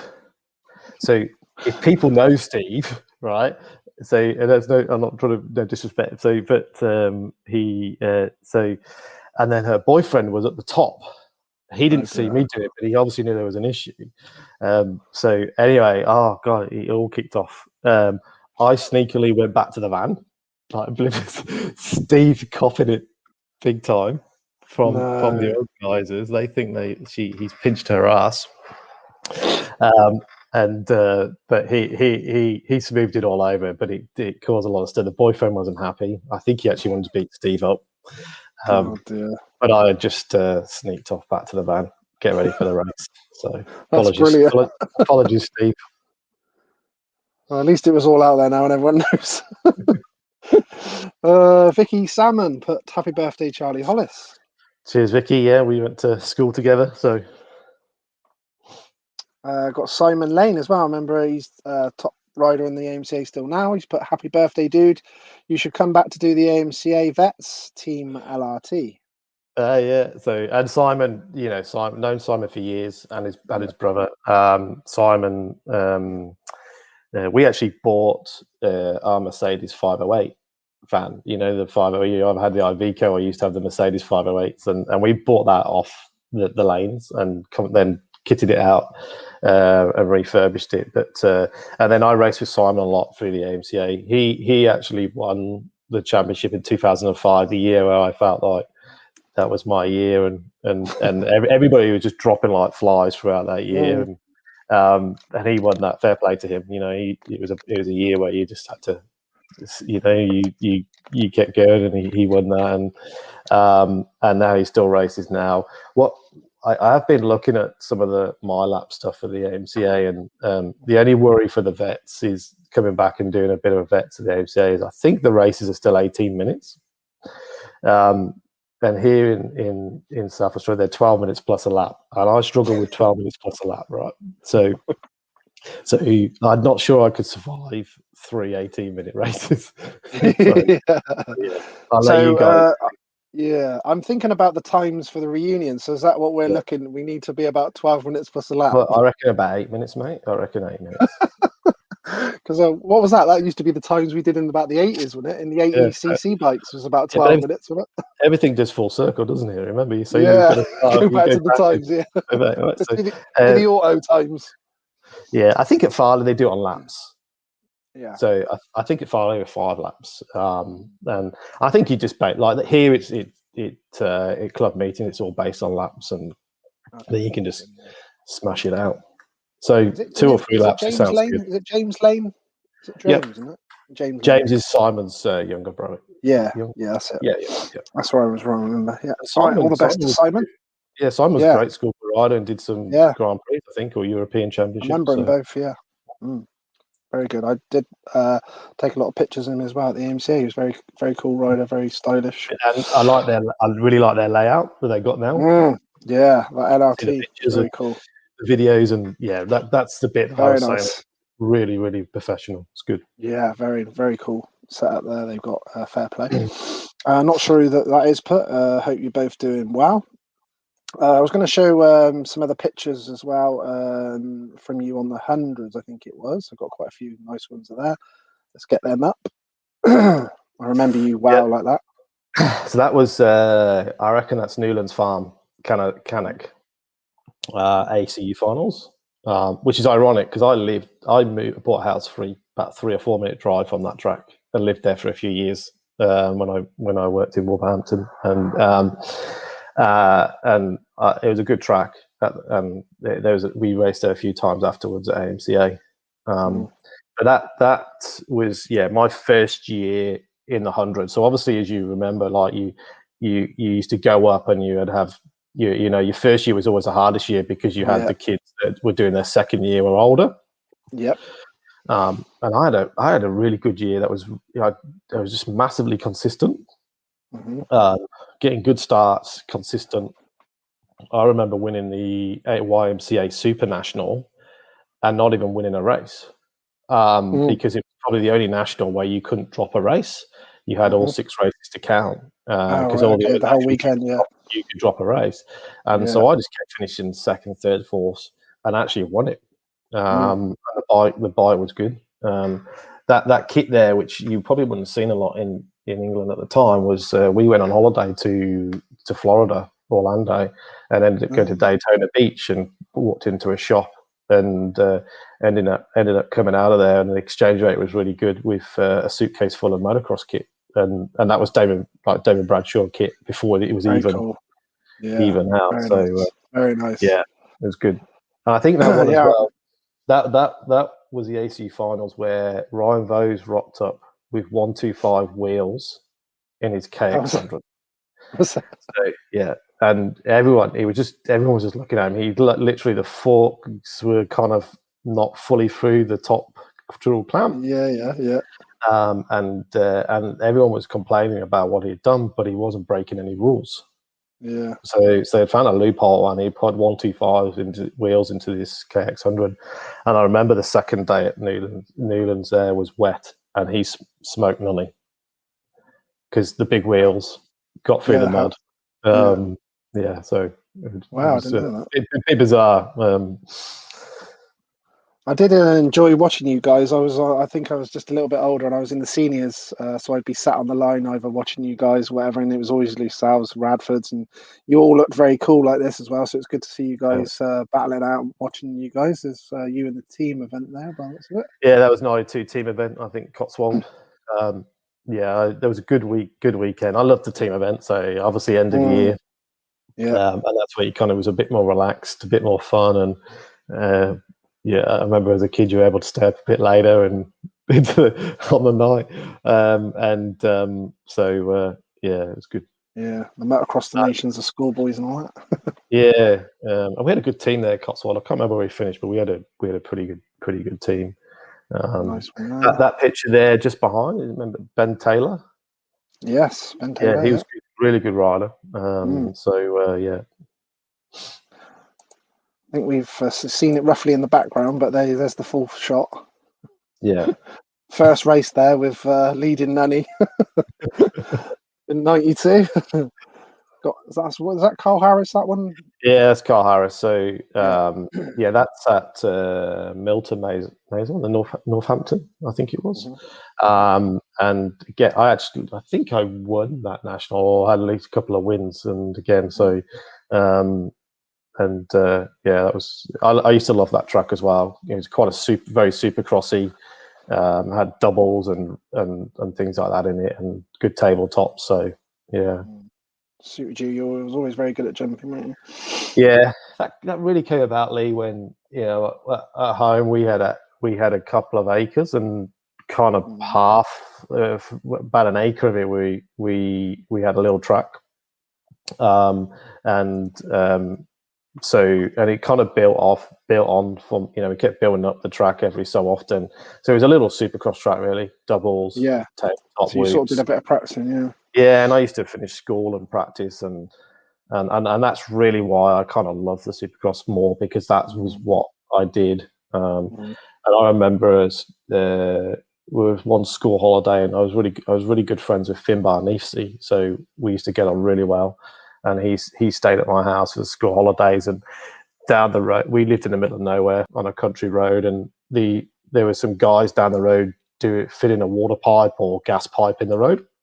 So we used to go down on our bikes and do some jumps on some of the dirt. Got talking to them, and their son did motocross, and so we said to them, said, well, and he said to us, well, we've got the track, we want it tidying up, we want the jumps building a bit bigger, and they said, well, we've got this job for 5 days. If we finish early, we'll bring the JCB up to your house and build the jumps up. So they had finished by the Thursday morning, so they spent a day and a half. Wow.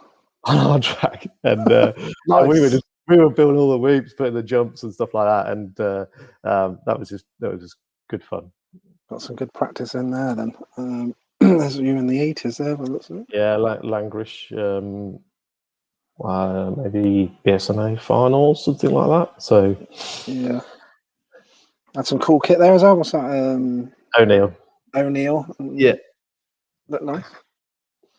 Did you have any favourite kits over the years, Charlie? Because you had a lot of nice gear. I remember you wearing. Yeah, so I did like that AXO kit that you saw that we bought from America. from America. Very cool. Yeah. But I was with O'Neill for a bit. They were good to me, and a bit with Cindy Silo as well. And then AMCA, we kind of went into Fox, and then Amca. So. I was going to ask you about numbers as well. I normally ask the guys about numbers. Did you have any? I noticed you rocked the number 1 for a while there as well. Was there any specific numbers that you loved? I don't know where the number 1. I think the number 1 came because no one wanted it, so it kind of in there. But I started off with number 2, as you saw really early on. Number 2.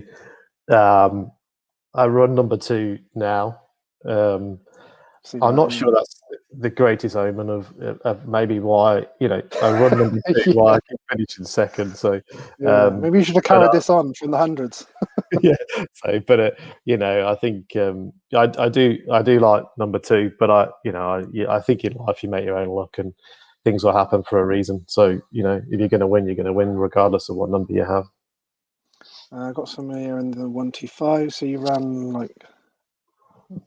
Yeah, so that's the same. That's Language again, and that was 95 in there. So that's and that one there is Johnstown, so Ireland, and that track was awesome. We went there for I think it was a round of the BSMA Nationals in Southern Ireland, and that people remember there was a jump that kind of went down the hill, and it was massive.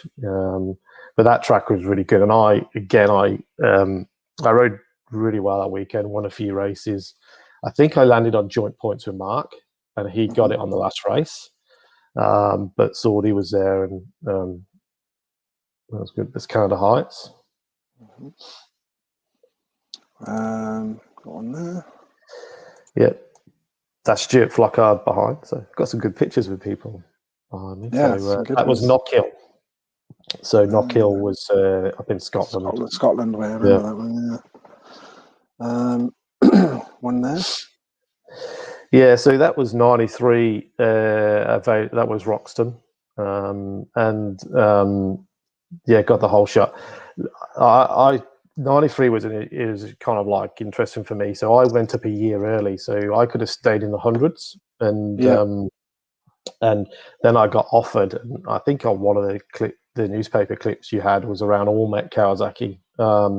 So All Met Kawasaki, that's when I kind of my first experience with Kawasaki and Alec Wright. And so they asked me to go on a 125. But I couldn't turn to a 125 until I was 13. So I was 13 on the 23rd of March. And so it meant that I could go into the 125s, but I was starting because there was no club meetings, but literally turned 13 on maybe on the Wednesday. And the following weekend was the first national, ACU national at Cheddleton, I think maybe. And so I'd never raced a 125, and I was a year younger, and I went there and I enjoyed it. Like I had a good year, but halfway through the year I got glandular fever, so I was really sick. So by the time I got to that one at the Vale of White Horse, there I think it was BSMA finals, I just couldn't survive. I had no energy from being sick, so I got the whole shot, and I think I just kept going backwards, and but it was a good experience to go on the All Met Kawasaki. It was a great deal. Like if I look back now, and the Team Green deal was good. That deal was just we had 2 bikes, £5,000 spare, £5,000 spare budget, tires, kit. I was 13 years of age. It's brilliant. Yeah. So Amazing. so you won't get that nowadays. And that's why we took it and went up a year in. I could have stayed in the hundreds, and I probably could have won everything. I'd imagine. And so, but it's a decision. And I was pretty tall for my age, so the 80s and the hundreds, I was kind of struggling a bit. So as soon as I got on the 125, I loved it, and so I had 3 years in the seniors. Fair play going up early, like you said. Yeah, fair play going up early. Like you said, the sort of back end of your hundreds, I think most taller guys like ourselves, we'd be hitting your knees on the bars. And I remember coming out bruises on the knees where you kind of getting a corner. And so it was good though, but the competition was just so look at this. You've only got to look at this first corner that we can pick out the riders. Nunny, Vose, Paynton, Jane Paynton there, Vosey, Pat Shaughnessy. We even had Nunny, Barry Morris. I think he lives now in New Zealand. Hucklebridge. It was just stacked. Leon Woodford was in there. Yeah. So many guys to go up early as well. Fair play. Where was that one? I wonder where does that look like Chippenham? Maybe I'm not sure. Is it Chippenham? Yeah, Chippenham. Yeah. Chippenham. Yeah, it was. Yeah. I think it was Chippenham. Which like no one was going to beat. Yeah. So connected. Yeah, Nunny lived there, didn't he? Yeah, he did live there. And then so Barbara Laws from. I think she's married now, so I don't know what. But I did speak to her on Facebook actually. Yeah, but it's on Facebook. Yeah. And I had a few messages of her recently because we've connected. I think she lives over in the US now, and she was amazing to us. So obviously, the little deals you had, and with Dunlop, and we used to get a few free tires, and then you were buying cheap tires, and then we were pretty close because Dunlop supported Team Green as well at the time. So so she came to all the races. She was really good. Yeah, I remember having that little discounted letter and stuff as well. She was very good. I spoke to her on Facebook. Oh, there he is. You shouldn't burn a clutch out in 12 minutes, Charlie. DC, I said to DC I'd give him this banter because DC was, when he came to the Ames, I think when DC and Ben came to the AMCA, it stepped up a level, like it really did, because they'd come from the British Championship. But 2009 was my last day. I'd made a decision that it was getting too much to do the championship and Imbas, and because the work was just really, really busy. And so I managed, and I said I'd tell people this because DC, he beat me a lot, but last race of the AMC Championship, Ben was going to win it, but it was all down for second overall, and I needed to beat DC, and he needed, to get second overall. So we beat each other in the last race, and I beat DC in the last race. We battled it out the whole race. So lucky enough, mate, that the clutch did not burn out in 12 minutes in that race. But DC beat me many times. Before that, I think he won the previous 2 years. So we used to have good banter about that. That's why he doesn't like the number 2, because at the time I had number 3 on the bike, and then obviously the following year I had the number 2. I'll wind him up about the Scottish and He's everything, good. saying that all the You should best get him on. come from the You should UK. get him on here. You should get him on here because he likes to give out banter, and maybe he needs to take some. I think I'd have some good fun. Yeah, he does need to take some. We'd have some good fun as well, I'm sure. I'm not sure who this is, Charlie. It's come up a couple of times. I've just been looking because there's no name on it. But they put 10p, 50p, and £1. Kide. So you've probably seen a couple of the pictures. I raced 170 for pre-season on the AMCA, and I can't remember. There's a joke, and some people that kind of linked to 10p, 50p, £1 comes to 170. I think it's a rude joke, and I can't remember how it goes, but that's how we got the number 170. Okay. Ben Vizar's put, what was your best track in schoolboy? I think you missed that, Ben. I think we've gone. Canada Heights. Canada Heights. Yeah. Who are your closest rivals in general in the club meetings and nationals, Charlie? Mentioned. So I think when in the kind of 80s and 100s, Carl Harris was a big player in there, and was close. Then when I went up a year early, there was just so many in there, and then if I kind of get to the back end, you had with Mark Jones, Sordy. We through our senior days were pretty big. And then when I went into 96, I think 96 was the first year where ACU still had a senior, like a separate. I think in BSMA the experts was together. So we used to have like Timmy Heisman and Chris Cowley and plus Mark Jones and a few others. But if I was kind of the ones I remember the most are definitely with Carl Harris, and then with Mark and Stephen. During those kind of senior days, it was good. What was your favourite BSMA year bike, would you say, through the BSMA days? Yeah, so for BSMA 95. So the Kawasaki, the one I had the number 25 on. 125, I think we got the bike through LB Kawasaki from Coventry, and we sent my dad sent the engine off to Pro Circuit in America.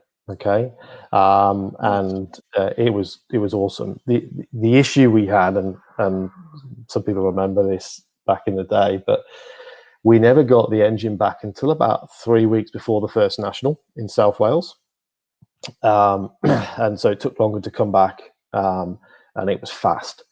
But we couldn't get it to survive. It was you literally was detonating, and so we were trying put higher, kind of double or thicker base gaskets and everything else, but we just couldn't get it to survive in such a short time because we only had 3 weeks. So we went to the first round. The only way it would survive is running 50-50 avgas super leather. And so we went to the first round at South Wales, and Mark Jones will remember this. I won 5 of the 6 races, and the bike was just awesome. I can't remember the track was Monmouth. I can't remember where it was, but great track. And believe it or not, all year it was the only time they did fuel testing. So I remember this. I think so. Timmy Heisman he won the expert side, won the seniors. We got fuel tested, and as soon as we knew you get fuel tested, we were like, we were kind of in the shit. So, so yeah. But I think and it took a little while for the results to come back.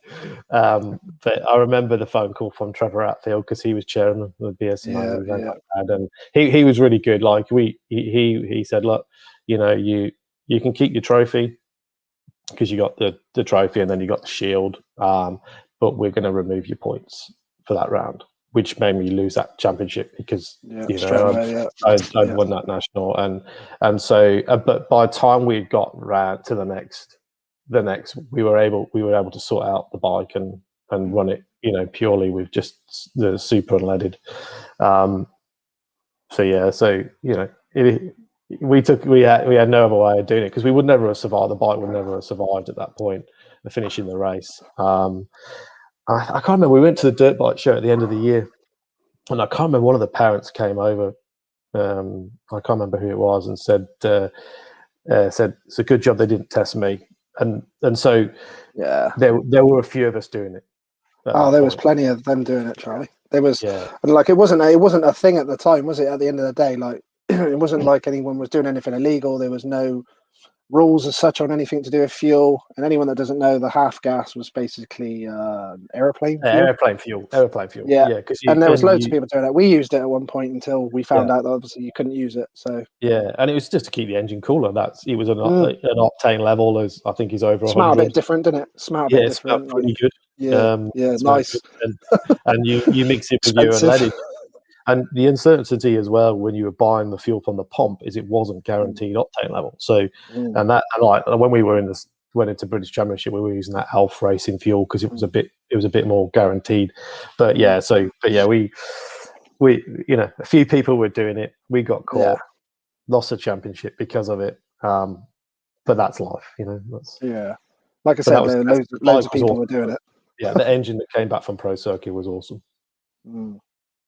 And then I think most people just was it unleaded and maybe Pro Boost or whatever everyone put in and stuff. Yeah, he's been a dash of Pro Boost in, didn't That's it. That's it, mate.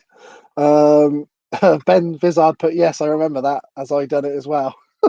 I'm pretty sure at some point everyone used it at some point. I would like to probably put the question out to maybe Mark Jones to see if he was doing it. Yeah. And Barry Morris. Because I think there was some stuff there, perception-wise, with the Hondas, the Bridgestone Hondas. But maybe Mark could. How long ago was that? So that was 95. So what are we saying now? 26 years ago. Maybe Mark could give us his honest opinion. Spill the beans. I wonder if he will for us. That'd be cool. Ben put the best oil was Shell Gemini at the time. Don't remember. I presume he means shall. Not sure on that one. Yeah, I think he does. I think that's what he means. Did you have any superstitions, Charlie? Yeah. Any weird ones? Weird ones. Definitely with wearing new kit. New helmets. For some reason, I'd never wear new kit to race. I'd always have to practice in it first because every time I did, I crashed. And with a helmet as well, I was always, and I still do it today, always put a scratch in it first. So I get the screwdriver out at the back and scrape out the thing. Because again, when I had, and it happened a couple of times where I wore new helmets and had big crashes. So I definitely will not wear new kit to a race. Here we go. Look, Mr. Jones. I certainly used the 50-50 mix. I bet pretty much everyone was doing it, but it's just whoever they decided to do it that weekend, and whoever was at the front was getting tested, basically. And I wasn't quite sure because it was a South Wales national that I won, and I wondered if Mark had been tipped off not to win. The Welsh thing, maybe. So that could who was that? That was Jones, Cownley. Come on, fishing all out. But fair play to Timmy Heesburn because he got tested because he won the experts and he passed on that. And I think he was bought at Yamaha at that point. So they obviously weren't using it then. So. Ben put following Jackie Dawes in practice. don't know what he means there. Do you know what he means? I don't know what he means there. No. You'd have to let us know what you mean there, Ben. I'm not sure what you mean there. How are you for time, Charlie? What's the situation with you? I probably got about half hour. Okay, cool. So we're all good. I got to get changed and go to work. All right, so we'll ask you a few more then. What was your favourite BSMA memory in general? Would you say if you? Oh, that's a good question. Quite a few, I imagine. Yeah. Obviously, winning different nationals was just a great thing. Yeah. I would probably say the one around in '93. I won the East Kent. And I want to say it's national. It might have been international then, but I know they kind of maybe '94 it moved to an international. But and so you remember '93. I was a year younger than everybody. And we went there for the national, but at the same weekend, I think there was an ACU national at the same time. So you didn't have everybody there, but you still had John Radford was there. Paul, I can't think of his surname, was there. And so it was a time where you had 80 riders and you had to do a race to qualify to get into the main race. And I remember in the qualifying race, my bike broke down. It actually stopped. So I was going home, like literally all going into the reserve race. And then the race got red flagged. So we were parked in the woods at Canada Heights. So literally threw the bike on the floor, ran back, got the spare bike, back on the start line and qualified. And then when we came into throughout the weekend, we all went down to the last race. And I had to win the last race. And I was battling with John Radford and this Paul dude, and I passed them, took the lead with half a lap to go to win the national. So I was only 13 there. They would have been kind of maybe like 15 and 15, 16. It was a great, that was just before I became sick with glandular fever. And so that was a good memory. When you win a national or anything like that, it's a good memory. But that one stood out because I was kind of pretty young, and so and to win at Canada Heights, I just love that track. Danny was it Paul Teasdale? No, I want to say Rogers, but I can't think that's right. So I remember Paul Cowshaw as well. Paul Cowshaw. Cowshaw's good. But he was, he used to come to us to do a few races. Someone just put that as well. Yeah, it wasn't Paul, and I'll have to remember it. But he was actually down from Somerset area. He used to ride a Kawasaki as well. Okay, Ben put it was a lovely lady, except that she rode. Nice, follow around in practice. Yes, yeah. I got Paul Richards. I remember him as well. Yes, Paul Richards. I think it was. Yes. I raced him in the seniors. I remember. So, yeah. Mike Brown. How you doing, Mike? Mike Brown. Good man there. Oh, David Campbell's back on. He's put Tahaha. Couldn't have lost to a nicer guy in my time racing the AMCA Championship. Bang bars at some point, Charlie. Remember, in 2 years' time, I'm 50 and you'll be 44. What is that? I think obviously Dave's trying to make excuses already for when maybe he raced at Farley. The age thing is, he's trying to make excuses. Maybe we might beat him. That's brilliant. What do you miss most about your BSMA days, Charlie? I love the marquee stuff. I miss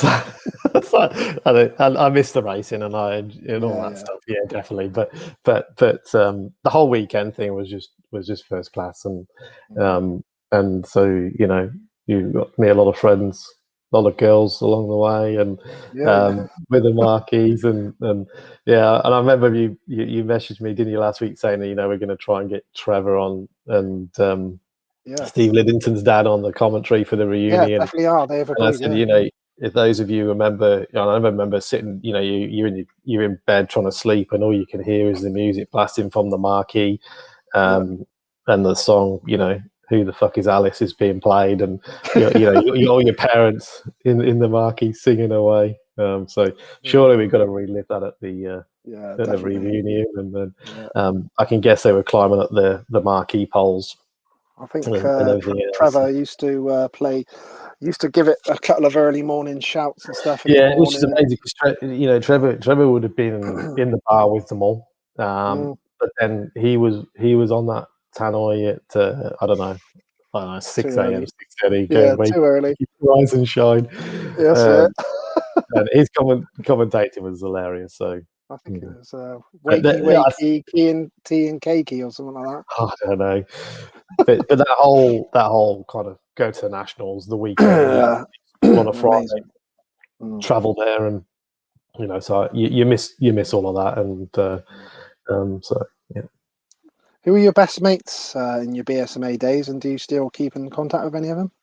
Yeah, so like I think I definitely had some really good friends in the club level. So Clyde was a really good mate of mine, and then like I said, I talked about Finbar and Nifty. We kind of drifted away back end of the schoolboys and didn't catch up as much. But and then I was always good friends with Mark and Stephen and. We always have probably more messaging in the last year and just a bit of banter going backwards and forwards. It's great. It's great to see Mark and Stephen progress how much they actually did, and they were They were more dedicated to do that than I was because I was more. School was important. No, sorry, school wasn't important to me. It was important to my parents. But I'm glad they made it important because I remember through my GCSEs I stopped racing for the 6 weeks, halfway through a season did GCSEs. So so I was always got the education piece that kind of probably stopped me going on and doing what they had done. But then like now that's paid off because it's from a work point of view, good career and stuff like that. So, but you always kind of wish you could have took it on to a level and experienced what they did. But they did an amazing job. So, yeah, lots of friends, and even in the AMCA days, it was just there's so many friends out there. Met so many people. It's part of your life. Yeah, for sure. Was there any regrets from your BSMA days? I think you've mentioned a few that you should have potentially have won, or things have happened differently at the time, or whatever. Riding a certain bike at a certain point, you wish you hadn't, maybe, or anything like that. Yeah, it's funny because I just wondered, and I know when listening to Holmes's interview, and he had, and his what he had going on with Honda, and the support and cutting back and everything else, and I look back and go, it was a right decision at the time to move to Team Green Kawasaki. No question about it, and you. I think anybody else would have done the same thing in my shoes. Yeah, okay, definitely, yeah. But the way it turned out at the end of the year to not get the support to take you to British Championship, because that's why we made that decision. And I always go, what if I'd stayed with Vortec? And I felt like you might, based on that kind of family environment they had, I felt like I may have got the backing to take you on into the British Championships. Yeah. That's where for me it went wrong, because I didn't have any people around me to help me convert from schoolboy to adults, and I needed it. Yeah, and so it wasn't a regret taking Team Green, because I look back now and you've got the memories. Yeah, definitely. But I always kind of go, did I make the right decision of the team? And it's not. I don't blame Kawasaki, because that's behind the scenes. There's lots of politics in what they do, but nothing lasts forever. But I look back and go, could I have made better decisions there, or I did it with my dad, but who knows? Like, you can't live with regrets, and life just moves on. Got a couple of the guys here, Gary Adis and Darren here, have put, hey Charlie, do you remember the go-karts at Johnston, Ireland? Yeah. So Darren Ware, Martin Ware, who used to race with us as well. So when we went to Johnstown for the national BSMA, we went over a few days early. And then I think it was a few days afterwards as well, because I think there was an international the following week. But we didn't stop for that, but we went a few days early. And I think people can remember Chris Sprawson, who used to be part of the ACU, and when you go down to the gate and do your pick, and he was the official there, and he had a guy with him, and he lent us a car, so we all went go-karting. I think it was like on a Thursday night go-karting. They didn't let us back.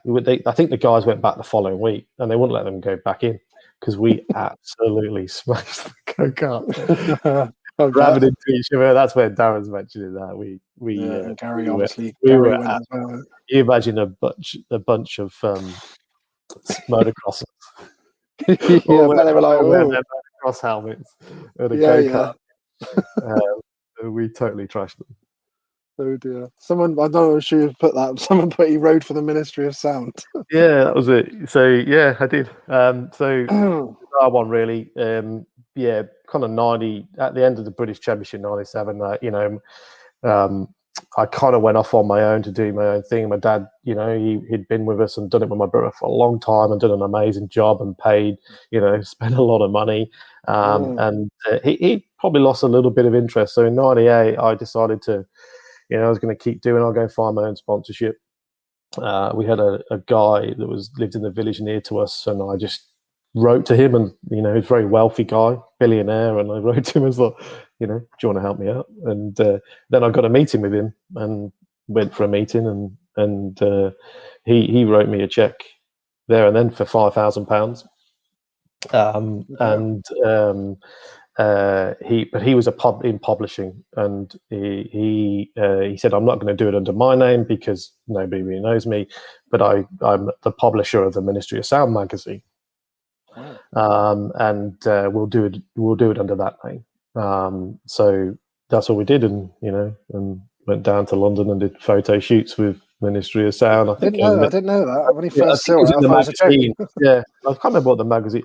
I don't think it was a Ministry of Sound magazine, but it was the Ministry of Sound, but it was called maybe something else. And so they had photos in there and stuff like that. And and that enabled me to buy a bike and run for the year. And so I was just turned 18 at that point, so kind of made me realize, and I had to go and get out sponsorship, and it also made me realize I got to get sponsorship outside the sport, because the sport was kind of, there's not a lot inside the sport, and that's where I ran my aims in the AMCA days, when I towards the back end is everything was run. I organised everything, sponsorship. Yes, I had help from Honda. But most of my big sponsorship was outside of the sport, and just getting little bits off people and helping me kind of do what I needed to do. Nice. We trashed all of them. There was only 2 carts left working. Yeah. David Campbell's put, there is a picture somewhere with 3 bikini girls from what I remember. Yeah, so that was Clevie Mortimer.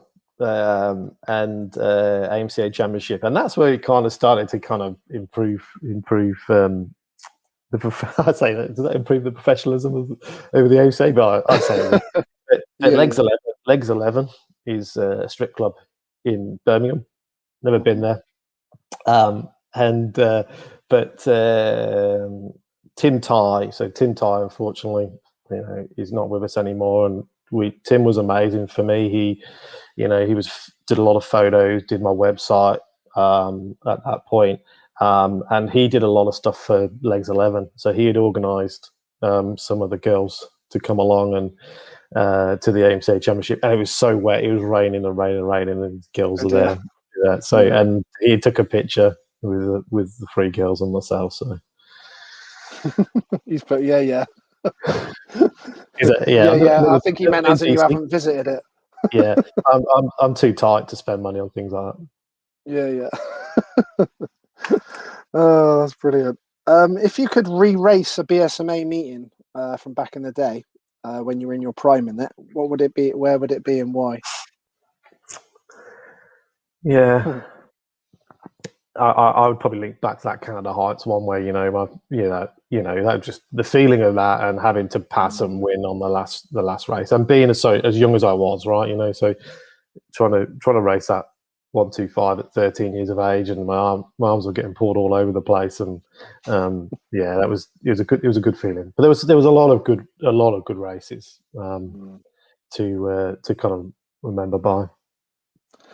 Someone's put there, do you mean that you say your sponsorship deal from Ride MX never got you into the GP scene? It didn't. It was a great sponsorship. So Paul Wood, who used to work at Dirt Wheels, so we were really well connected with Dirt Wheels in my schoolboy days. Then went up and set up on his own with Ryder Mex. Rode for Paul with the Yamaha for 2 years in the AMCA and did the Supercross. Yeah, it was great. And so, but I think that point I was definitely not going to take it.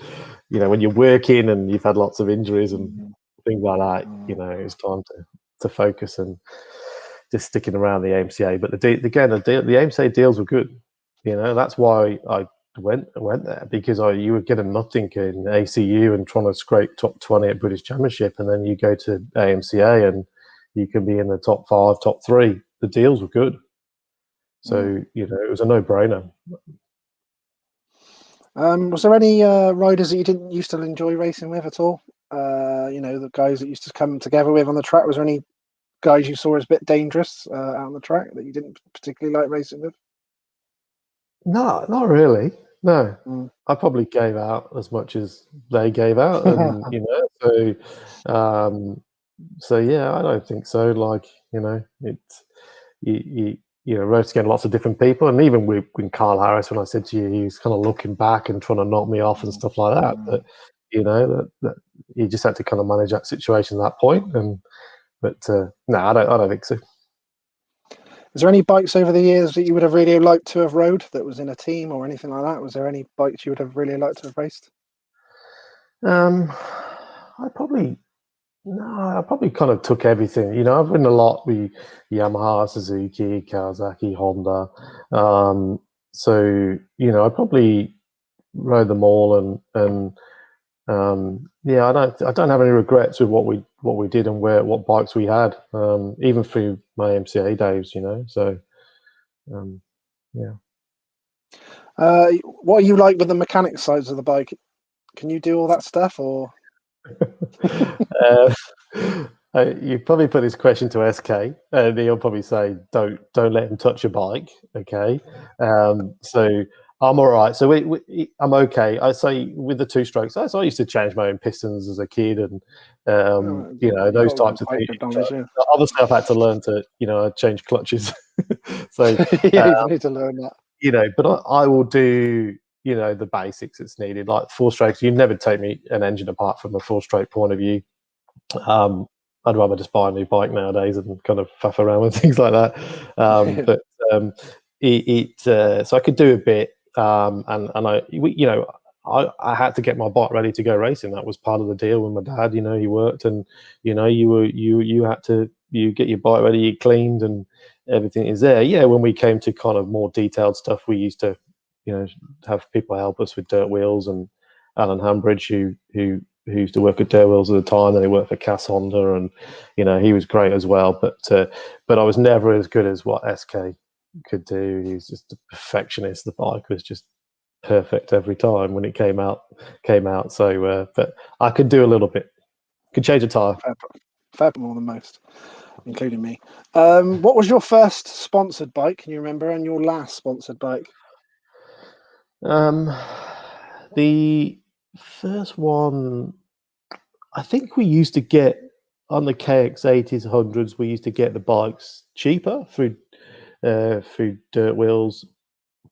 Then obviously 93 when we came to Allmet Kawasaki. Yeah, the bike. We bought the bikes, but we sold them more than what we paid for them after a year of usage. So that was probably the first time. So they were good deals. You didn't mind buying a bike and using it and then selling it for more than you got. More than you got, yeah.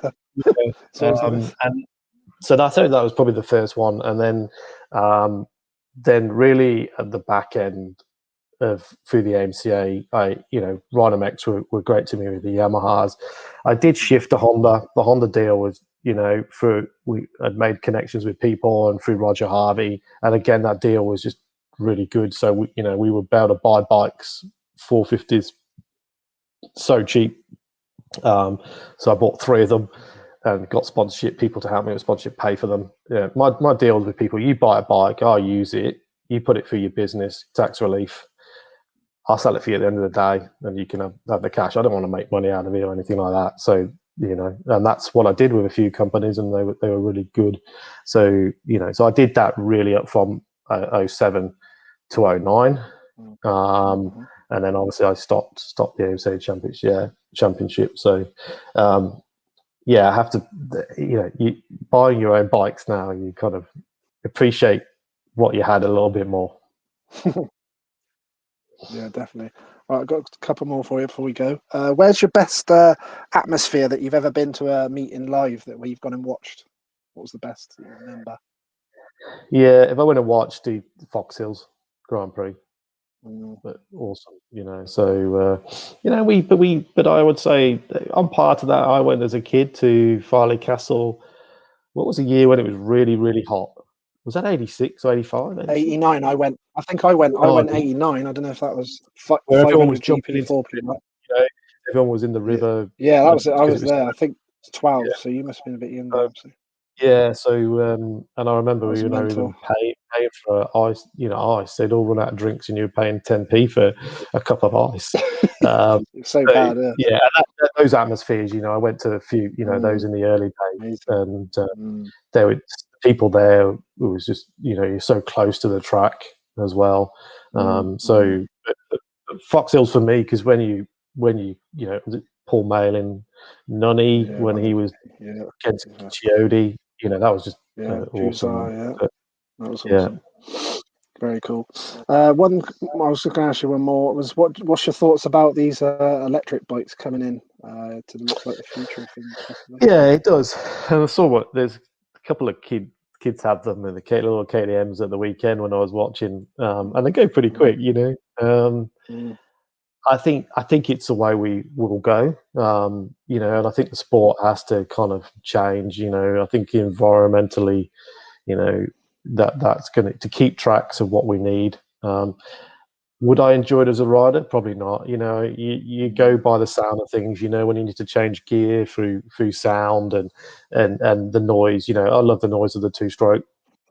But I think it's inevitably that's where we're going to go. We have to change with it. I've never ridden one. I'd like to have a ride and just see what they're like. I think it would take me a little while to get used to it, because you run off the sound of things, so you know how much speed you're going up to a jump and the sound and the noise and how the bike's running. To then not have that might feel a bit weird. Definitely, yeah, could feel a bit weird, couldn't it? But it's probably going to be the future, though. Like you said, with the environment and things like that, so it will be what it will be. Yeah, it is. It is what it will be. Yeah, definitely. Thank you very much. Thanks for your time, mate. Really enjoyed it. Great catch up. Yeah, no, I appreciate it, Lee. Just obviously, as I mentioned before we came on air, just wanted to pay my respects to sadly Andy Wilkes, who raced a lot with us in the Cotswold days, and he passed away a couple of days ago. So just respect to him, and obviously my thoughts go out to him, his family and friends. So pretty shocked to hear that news yesterday morning. But hopefully, the thoughts go out to the family of Andy and his two little girls. Yeah, same here. Same for all of us here. Thoughts with his family and friends. Very sad to hear. I really appreciate your time, mate. Really enjoyed that. Fingers crossed you'll be able to make the reunion with all this COVID stuff. Yeah, otherwise you have to rerun it again the following year, mate. Make it an annual thing. Oh, it's definitely going to be an annual thing. So fingers crossed we'll get you there at some point anyway. So it'd be cool to see you, mate. Remember, just not too many laps, okay? No. 80 cc times, isn't it? Yeah. That's it. Top man, Charlie. I will have a good day at work, mate.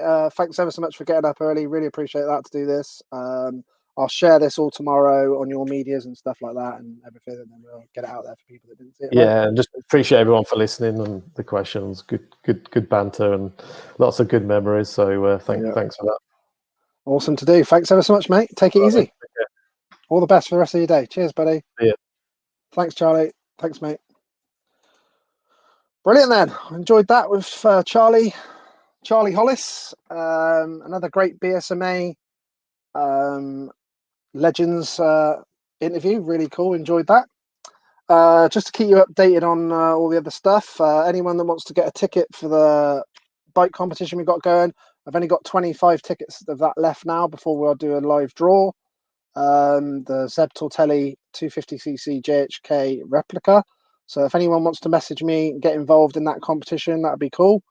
You can message me on any other social media, stuff like that. Interviews got coming up. Got 2 big Speedway ones the next 2 nights. Tomorrow evening with British Speedway legend Mr. Joe Screen will be 7 p.m. UK time tomorrow night. And then on Thursday with an Australian legend, Mr. Darcy Ward, will be 8:30 p.m. He's in a different part of Australia, so it needs to be a bit later so that you can get up at a reasonable time for that. So thanks for Charlie for doing that tonight as well.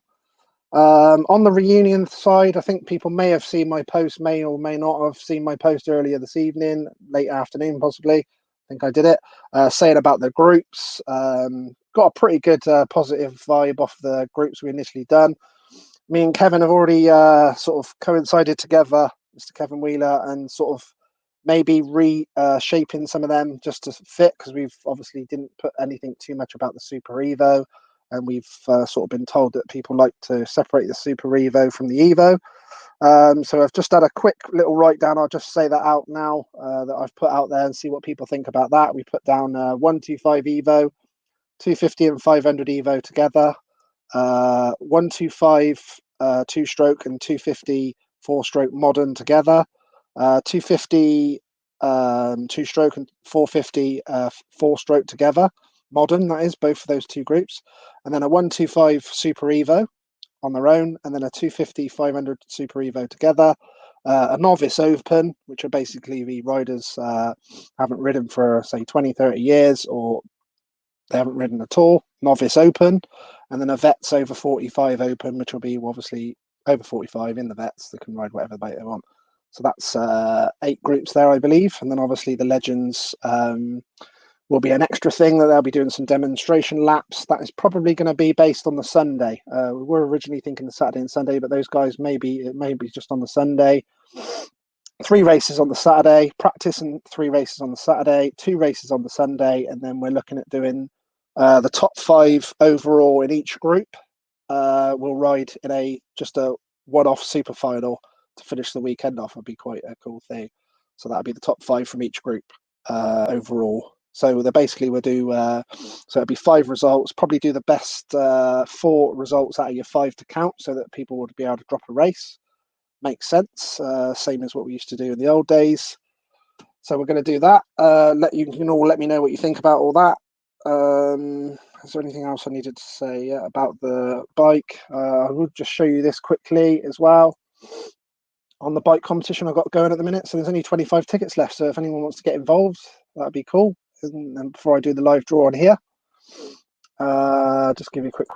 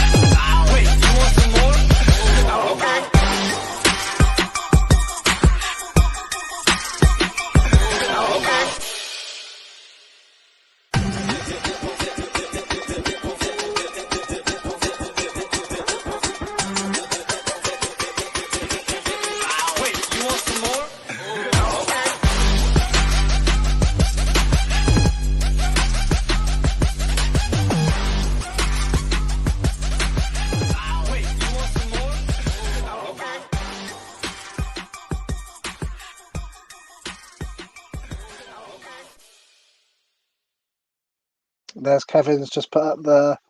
Thank you very much, Gary. And there's Kevin's just put up the latest thing we were looking at for the reunion meeting, which is the 4th and 5th of September this year. Hopefully, we're going to get that totally confirmed at White Way Barton as soon as possible on that. Thanks everyone for all those messages saying thanks to Charlie, etc. Good listen, etc. Another great evening as entertainment. Thank you, whoever said that. Thank you very much, Gary, for saying great interview. Awesome to catch up with Charlie. He's planning on coming over from Australia. He comes over for Farley anyway, so he's going to just come over and hopefully being all good with the travel, he's going to come in and take the reunion the week before going to Farley as well. So hopefully that works out for a lot of people to come and try out bikes or things like that.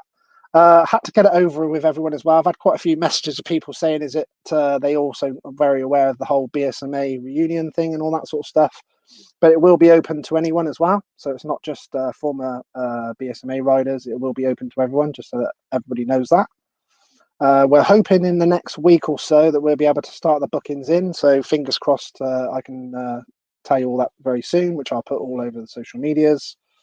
So yeah, get hold of me if you want to get hold of a ticket for the bike. And yeah, there's the groups there. Look what we're looking at. So you can always interact with us on our Motocross and Speedway Memories on Facebook.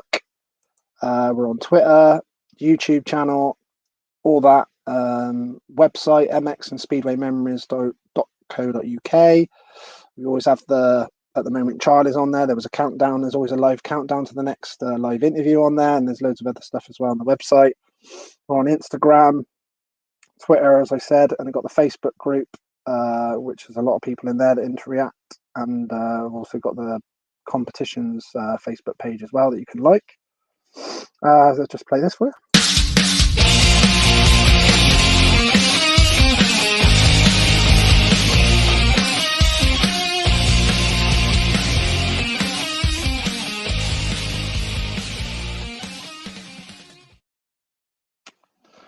So, thank you very much. Thanks for your questions. Thanks for everyone interacting with Charlie and myself. Really appreciate that. Great to go through some more great memories with another BSMA legend. I will keep you updated on the next BSMA Legends interview. I'll keep that going every week for sure. Is there anything else I needed to say? I don't think so, other than I know a lot of Speedway fans are the same as Motocross fans, so I'll be back here tomorrow night, 7 p.m. UK time, with British Speedway legend Mr. Joe Screen, so that should be really cool. Tomorrow night, 7 p.m. And if hopefully some of you might join me for that. But I will share this all out tomorrow, so anyone that hasn't been able to watch live tonight can catch it up on my YouTube channel. I'll put the link out tomorrow, and with Charlie, etc. You can catch it all then. So if anyone wants to get hold of me, you can message me anytime on my social medias. I think my number's pretty much out there on the website, things like that. So if you want to get hold of me directly like that as well. But I'm always on my social medias catching up with everyone, so you can get hold of me anytime, no problem. So I will always leave you with a quote from my dad before I finish interviews, which is, it's nice to be important, but it's important to be nice. So thank you very much for everyone joining us this evening.